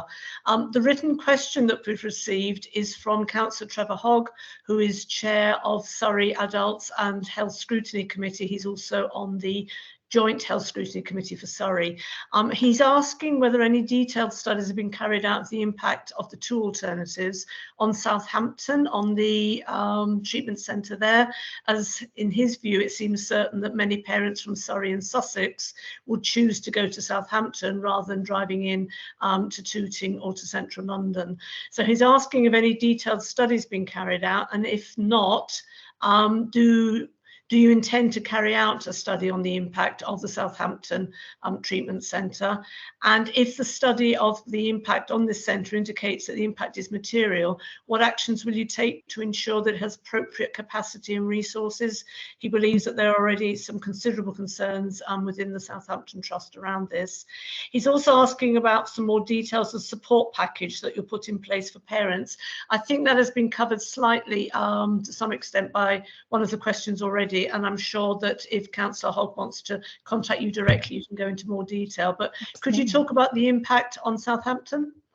Yeah, I think we should probably hand you over to Catherine. Catherine's going to pick this one up for us. Yeah. Thanks, Catherine. Yes, thank you. So what Councillor Hogg was alluding to was around patient choice and families maybe opting to travel to Southampton rather than to either of the two potential locations. Patient choice is quite strongly linked to the shared care units that families are seeing, and they have formal links and networks set up with their associated principal treatment centre. So generally for people across Surrey, that would be into the current joint PTC at Royal Marsden and St George's. Very right that patients and families do have that choice, and they would need to make that choice together with their clinician to make sure that it's appropriate. We have carried out an initial assessment of what those potential alterations in flows could look like, and we're talking about the west areas of primarily Guildford and Waverley, and perhaps a little bit into northwest Surrey around Woking, Spelthorne and Runnymede, where those geographies might fall within a travel time that actually ends up looking better than travel into the potential locations. So just on travel alone, in combination with what we know about the incidence of childhood cancer in the area, so how many children are likely to be affected, it doesn't look like we're talking about significant numbers of children. So think in single figures of children in any 1 year who might fall into those categories, just thinking on where they live. Now, obviously, there's lots of other reasons why that choice might come into the minds of families other than just pure travel time. So that's why it's really important as part of this consultation that issues around thinking about what other options are available in terms of principal treatment centres. It's really important to get those views on board, and we are working with the director of the Wessex Cancer Alliance, so that's the network that works around the Southampton Principal Treatment Centre, working with those as well to understand the impact. So it is something that we need to make an assessment of based on the feedback through this consultation. Thanks, Catherine. That's really helpful. I'd like to bring in three parents who have very kindly joined us on this call. I'm really grateful to them for being part of the conversation. So Jenny Houghton, Annie Martin and Kevin Capel have joined us. And I'm really keen for them to have this opportunity to raise some of the issues that they've been talking to me about and ask any specific questions to people who are present here this evening. So Jenny, do you want to start? Yes, thank you, Ruth. And yeah, firstly, thank you for inviting us to attend and for getting in touch about the meeting. It's really important. Just to give a little bit of background, as I know there's three of us still to talk, so I'll be as brief as I can. I've been part of this process since late 2019 with regards to the formulation of the Mike Richards report. And Peter, as you say, I'm still yet to be convinced that this is a good idea. I think there are, I've gone through many meetings and stages of consultation about this, but I think when you look at the things that are leading on why this is happening, there are still so many flaws that I cannot quite understand. So, for example, the fact that, yes, this is a national service specification that has led to this decision that the Marsden services will have to be moved so that they have intensive care. One of the main points that we keep hearing about this is because of new treatments that are going to require more children needing intensive care. Whereas when we have spoken to leading medical directors, they've actually said that there are also so many new treatments in development that will belittle and minimise the amounts of children needing intensive care, that the numbers wouldn't be changing significantly. So as a key point of why this is needed, actually future intensive care treatment, from what we're being told, isn't going to be fundamentally changing.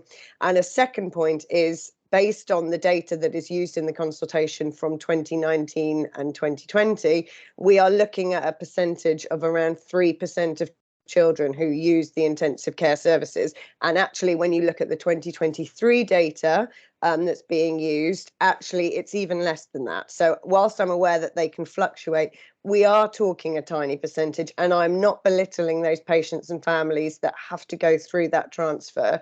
All I'm saying is, given the fact that we are looking at closing a world-leading children's cancer specialist for this percentage of children, you say that we have obviously a national service specification, but nowhere else in the nation has a Royal Marsden. We are talking about a very, very unique world-leading hospital, and it cannot be classed in the same category as the other hospitals because the level of professionalism and specialism is not comparable.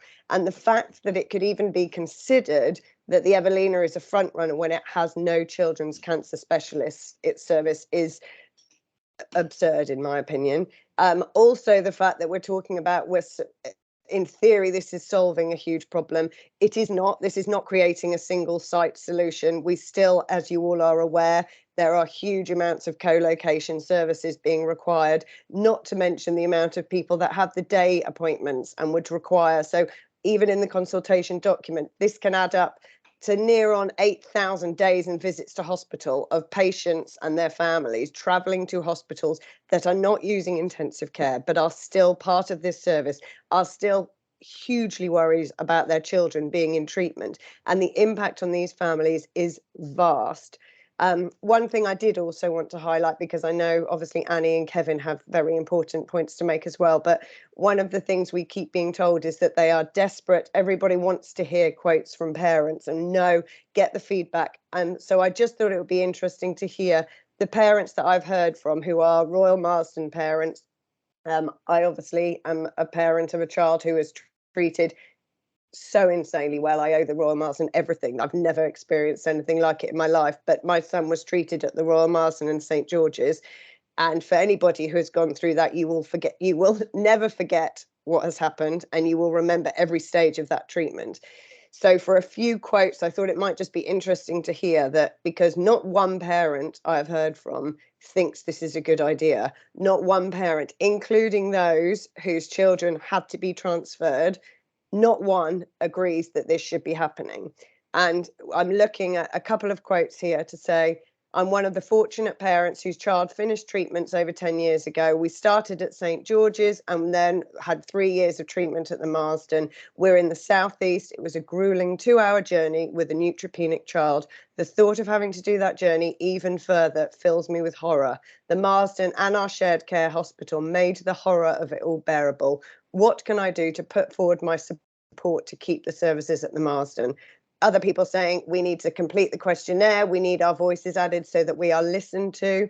Another child saying, my son was sadly one of the children that has been used as an example in the consultation, as he was blue lighted to St George's from the Marsden after he suffered with a pneumothorax, having his port inserted. But even after going through this harrowing experience, I still would not support the proposed plans. The speed and care he received getting there, I struggle to believe would be made much difference if it was in the same hospital. For that and the amazing care the Marsden offers our children, the future children deserve this too. The thought of it makes me so upset. I could go on and on and on. There are so many parents that feel the same way. And the justification for this decision just doesn't add up, in our opinion. These services are so specialist. And sorry, my final key point is that none of this is possible with these moves without the specialist staff of the Marsden, the majority of which are hugely concerned about the move. They're not necessarily committed to the move, their transport, they have to look at their life, their location. Without this Marsden, this service doesn't happen. So there is no guarantee that either hospital, if they win with these bids, will deliver the level of care that is currently on offer, let alone improve it, which is what should be happening. So that's just what I wanted to share with you. Jenny, thank you so much. I did say that I am expecting this meeting to run over by 15 minutes. So unless you want to come in immediately, Annie and Kevin, I'm going to suggest that we allow Chris, and if she wishes to come in as well, Callie, to respond to those really powerful points that Jenny has made. And then I'll come back to you, but it's entirely up to you if you'd like to come in straight away. Kevin, I see you've taken your, if you want to come in now, that's fine. It looks like you're unmuted. Yeah, so Ruth, I think we may help you with timing by saying I don't think we'd intend to respond to Jenny line by line. I know she had a really good experience with with her son, and you know, we're really respectful of that. What's come out and what Jenny said is the very idea of moving the service away from the Marsden, but that's not the exercise we're going through at the moment. We have a mandatory national service specification. I don't want to take the next half an hour explaining why I think that is clinically justified, although I think it is. But in some ways, the movement away from the Marsden of the service, and we have to do that in a sensitive way, in a way that doesn't disrupt the service, and a way that includes continuity of care for existing patients and research, which is really important. But we're not debating whether the service moves away from the Marsden. We're trying to decide where it moves to, and you know. Jenny, you know, legitimately has an issue with the national service specification, but for us, the national service specification and the mandatory bits of that are a fixed point. And you know, she can make those views known in consultation, and we'd really welcome those, and we'll take them on board when we're making a decision. But we should probably let Kevin and the other patient representative have a voice.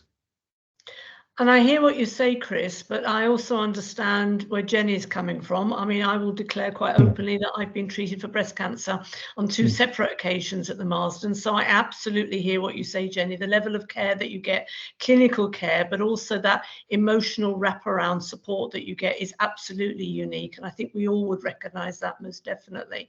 So I think whether or not we're prepared to look at what's the role of the Marsden in all of this, there is a connection between moving services from the Marsden to 2 other possible sites, and how those sites will continue to work together, because inevitably, as you said before, there are clinical experts who work across different locations. I can understand, and I know this already happens, that clinicians work across the Marsden and St George's. If all these services were to be moved to the Evelina, what do you think the impact would be on both the Marsden and St George's? So I think we would work hard to make sure. We're proposing that it takes 2.5 years to implement this.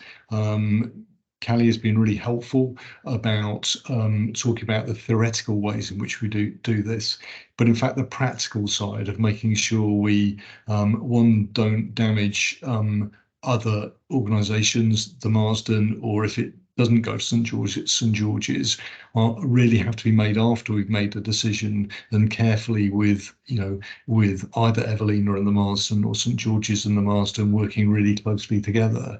And I think, although there's a lot of strong feeling from institutions about this, particularly St George's and Evelina, I think people, when we get to implementation, I'm actually pretty confident that people will behave professionally in the best interest of children, which is the purpose we're trying to serve. So some of that is an implementation problem, and I'm confident that people get a really fantastic experience at the moment, and people are rightly proud of that and rightly loyal to it. And one of our duties is to hold the future provider to account, to make sure they do the same thing. But at the moment, in other areas, both St George's and Evelina provide really good patient experience, and we want to enhance that, but to continue that. Thanks. Thanks. Annie, do you want to come in? Hi, thank you. Yeah, I'll briefly introduce myself. My name's Annie. I'm a mother to a girl who's had 4 years of cancer treatment at the Royal Marsden. She's had a stem cell transplant a year ago from my youngest daughter, so 2 of them received care at the Marsden and had everything done, all their procedures done there. So it's 4 years in treatment, which makes me apparently an expert by experience. We have experienced several hospitals throughout the 4 years, and I have to say that amongst them, the Royal Marsden is unique. I've never felt so well cared for. I've never seen my daughter so well cared for. I've never seen her have the freedom that she has at the Marsden, the ability to leave her room. In every other hospital, she's been shut in a room where she's not been able to move about. and she's not received the understanding or the care that she's received at the Marsden. So my heart is broken that this hospital is moving, but my head is also broken about it, because like Jenny, I echo everything Jenny has just said. I understand the need for PICU. I don't understand the need to move all services. And I have 3 reflections that I'd like to make on some points that were made this evening. The first one concerns Southampton Hospital. I've seen a communication to another parent from the, let me get his title correct. He is the Southampton Hospital's Chief Operations Officer, Joe Teep. And he stated, and I quote, "We couldn't absorb any more work without capital and revenue funding." So we're in West Sussex. There's no way I would go to Evelina, because I will not take my child on a train. We've been praised by my daughter's consultant and told that the reason he attributes her successful treatment and the way that she's come through it was so little recourse to antibiotics, because we've protected her, because I haven't taken her on trains, because I don't let her out in public. I've worked really, really hard to do that.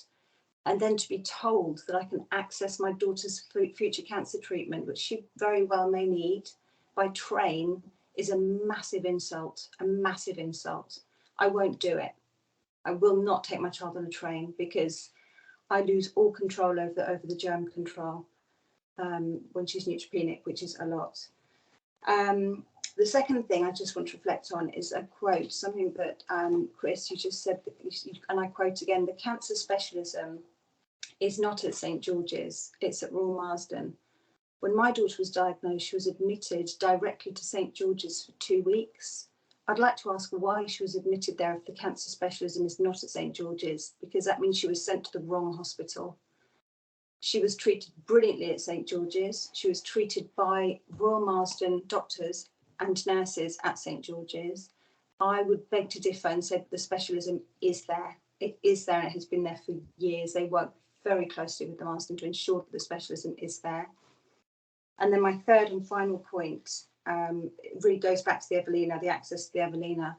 There have been times throughout the last 4 years when my daughter's had to attend daily appointments, daily, as an outpatient.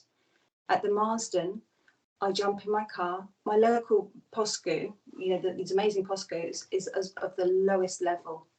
They cannot administer anything to my daughter. I've actually had to leave there when she was an inpatient to come home so that my community nurse can give her a treatment and then take her back into the hospital where she's been admitted, her shared care. So local POSCUs are not going to pick up everything, but ours certainly doesn't. So daily, for me to get my daughter to Evelina daily is over 2 hours, because I wouldn't take her on the train, I would have to drive, and then I've got to park. For me to take my daughter to Southampton daily is an hour and 40 minutes drive. For me to take my daughter to the Marsden daily is 35 minutes door to door. So in the interests of creating a service that needs to be equal or better than the current provision, I fail to see how this is being done. And that's what I'd really like to say. Thank you, Annie, and thank you for sharing that experience. I mean, certainly my own experience, and I live in the borough where the hospital is located. If you're having treatment, the last thing you want to do is to get a bus or a train. And I'm an adult. I can't imagine what it's like with a child. And I do think, Chris, as part of the evaluation, you need to seriously consider the access issue. I understand that you're coming at it from a clinical point of view, and you want to ensure that the best possible clinical outcomes are achieved. But access for families is absolutely vital. And the very idea that we could even consider public transport for parents with very sick children, I just think is something that we just need to take off the table, because it's not going to happen. Do you want to come back to any of the points that Annie's raised, and then I'll bring in Kevin?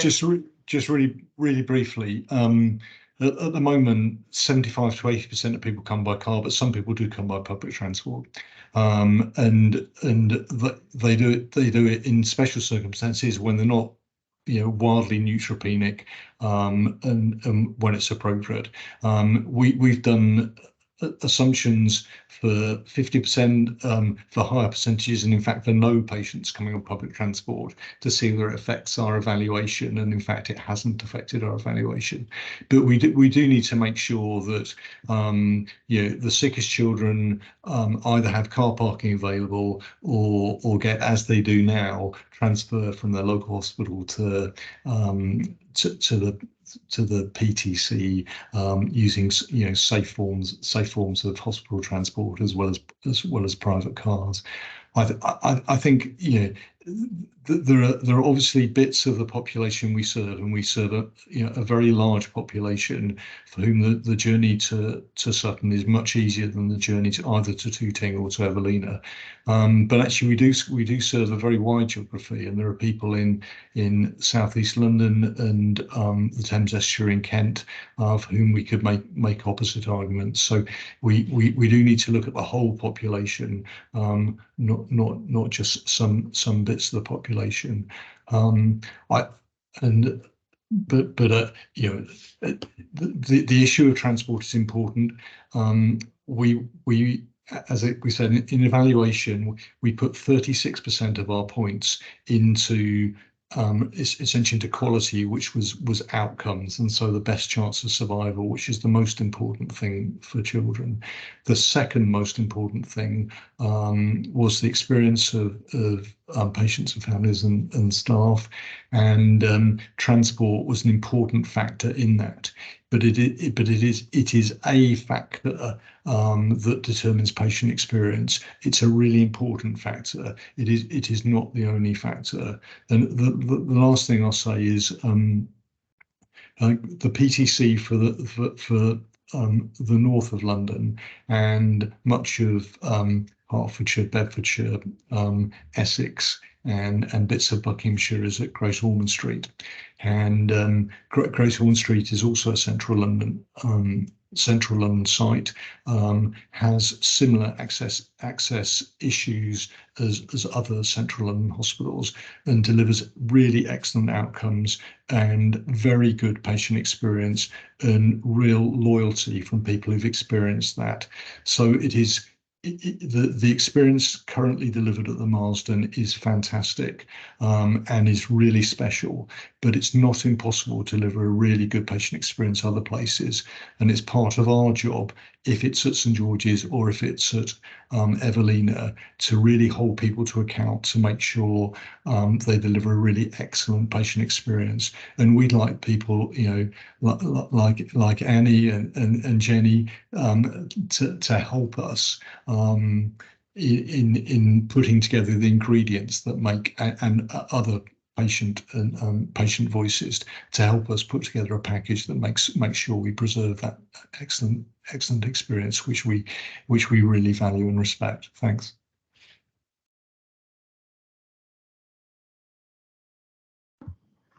Sorry, I couldn't unmute. Thanks, Chris. And I'm sure that whatever happens, all endeavours will be made to ensure that the level of care that's provided is at least as good as the level of care that's provided at the Marsden. The problem that we have, and it isn't a problem, is that the level of care is so exceptional at the Marsden. It's a very, very high threshold. What you won't be able to change, though, is the fact that a half-hour journey becomes a 2-hour journey. And that isn't going to change, however much we try and improve other aspects of this situation. And I do think the travel time isn't just a minor inconvenience for parents, it's a really serious aspect. And his example of having to go home and then come back again, I think really sums that up very well. And yes, I recognise that if you live in Maidstone, potentially Evelina may look more an interesting option, but if you look at the map that you showed us and the number of children being treated, seeing where they're coming from, it seems to me obvious that the journey to the Marsden for the vast majority of parents is much simpler. Kevin, do you want to come in? Yeah, thank you very much. Thanks for inviting me. There's a few things I wanted to speak to you about, but first of all, I wanted to talk about level 3 critical care. The pre-consultation business case clearly states that the Evelina has 25 intensive care or level 3 beds funded and open. I did a FOI request for this data for how many beds, how many ICU beds at the Evelina were open between the 1st of January this year and the end of August. And the number is 19, not 25. I've also had a meeting with the National Specialty Advisor for Level 3 critical care, and I certainly had my eyes opened in so much as I didn't realise that paediatric critical care across the country was in virtual crisis. We are suffering from a huge shortage of staff, and paediatric critical care, both nursing staff and clinical staff and doctors, are in short supply. There aren't any. She was telling me that she's even having to get people from India who are okay but not trained up. And it takes 5 years to take someone off the ward and get them fully trained up as a completely sort of independent and useful purpose for an ICU paediatric nurse or doctor. So what's in your pre-consultation business case isn't correct. Now, the data that was given to me, I did some work on it, and if we take the 2 places that you think it will be occupied by paediatrics, and then look at the occupancy for this year, on 25 occasions this year, the Evelina intensive care would have been full, and you would have had to move children to other paediatric intensive care units across London. That's 25. And also, one thing I would say, because my son was treated at St George's and the Royal Marsden, and sadly he's no longer with us, and now we fund research. One thing I would say is that if you have an emergency like increased cranial pressure because of a brain tumour or a blocked shunt, and you need intensive care and, well, let's say immediate surgery and follow-up intensive care, if that child was at St George's, it would be okay. But if that child was at the Evelina, he would have to be moved using the South Thames recovery unit to either King's or St George's. And as we've heard, the idea of this move is to eliminate these inter-hospital transfers, but it wouldn't eliminate them. Not if you went to the Evelina. If you go to St George's, you've got a chance, but not with the Evelina. And I'm very surprised that the waiting didn't take that into account. And also, more children die from brain tumours than any other type of cancer. And yet you're looking at, let's say, you're favouring the Evelina, which does not have neurosurgery on site. So for me, how could you ignore that in your waiting? It's not right. Thank you, Kevin. And just a couple of weeks ago, I don't know if you were there, but I attended the opening of a Centre for Excellence for Brain Tumours for Children at the ICR, and they talked about how closely they work with both the Marsden and St George's, dealing with these very serious cases of brain tumours in children, and the quite extraordinary work that they're doing with scientists coming in from all over the world to follow Professor Jones and the work that he's doing. Chris, do you want to pick up the really important points that Kevin has just made? Yeah, so I won't get into the thing about numbers of level 3 beds. Certainly both bids, the bid from Evelina and the bid from St George's, satisfy the criteria we set out for the number of level 3 beds. The pressures on critical care beds for children don't apply more to Evelina than they do to George's, or more to George's than they do to Evelina. They're a national issue, not a sub-regional issue. But I won't get involved in the detailed numbers because I don't have them at my fingertips. The point about neurosurgery, I think I've already answered, but I'll repeat what I said earlier, which is neurosurgery is delivered at the moment at King's College Hospital and at St George's. Kevin's right that brain cancers are the second commonest cancers in children after hematological malignancies, so it is a numerically a significant problem. But at the moment, it is important to note that the most complex neurosurgery and the majority of the neurosurgery takes place at King's, not at St George's.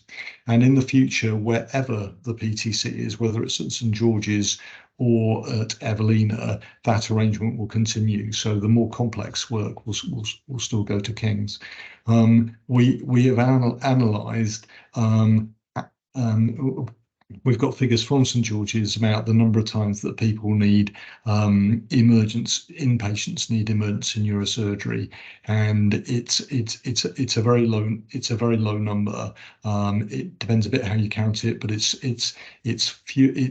3 or fewer cases per year, and most of those are straightforward cases that can be put right quickly.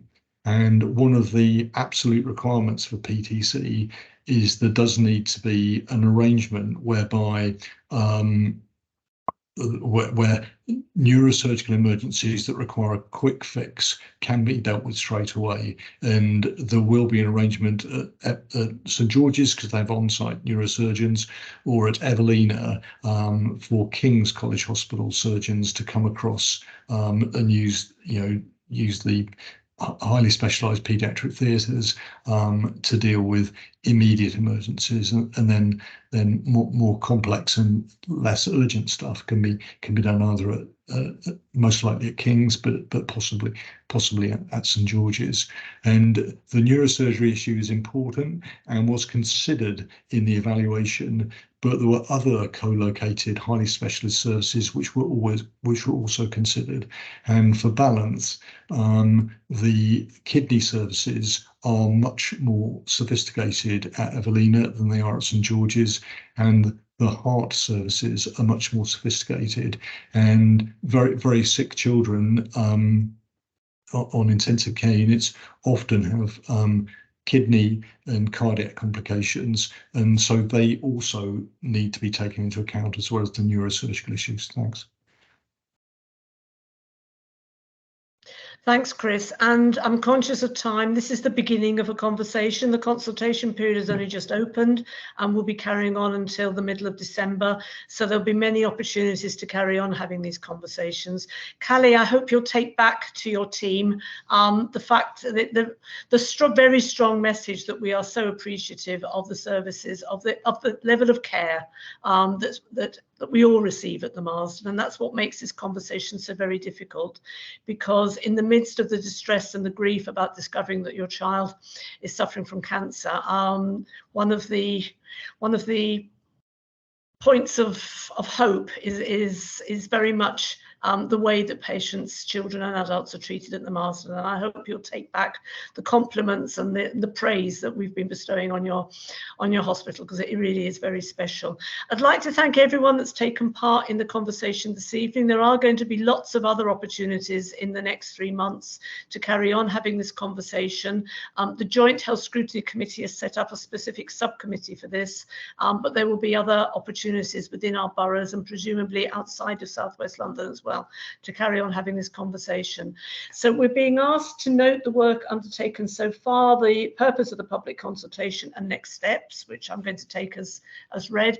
Can I thank everyone that's taken part in this conversation? We have gone considerably over time, but it's such an important topic that I think everyone will agree that it was absolutely the right thing to do.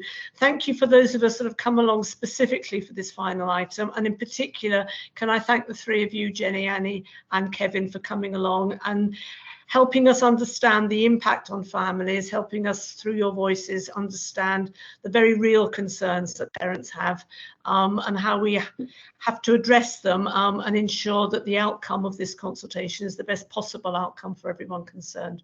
So thank you everyone for your time. Thank you for a really interesting meeting. I'm going to bring the meeting to a close now, and I'm sure we'll have opportunities to talk about this topic again in the future. Thank you, Chris, and thank you to your team as well. Thank you. Bye. Thanks for listening. Thank you. Bye. Thanks, Ruth. Thanks. Bye.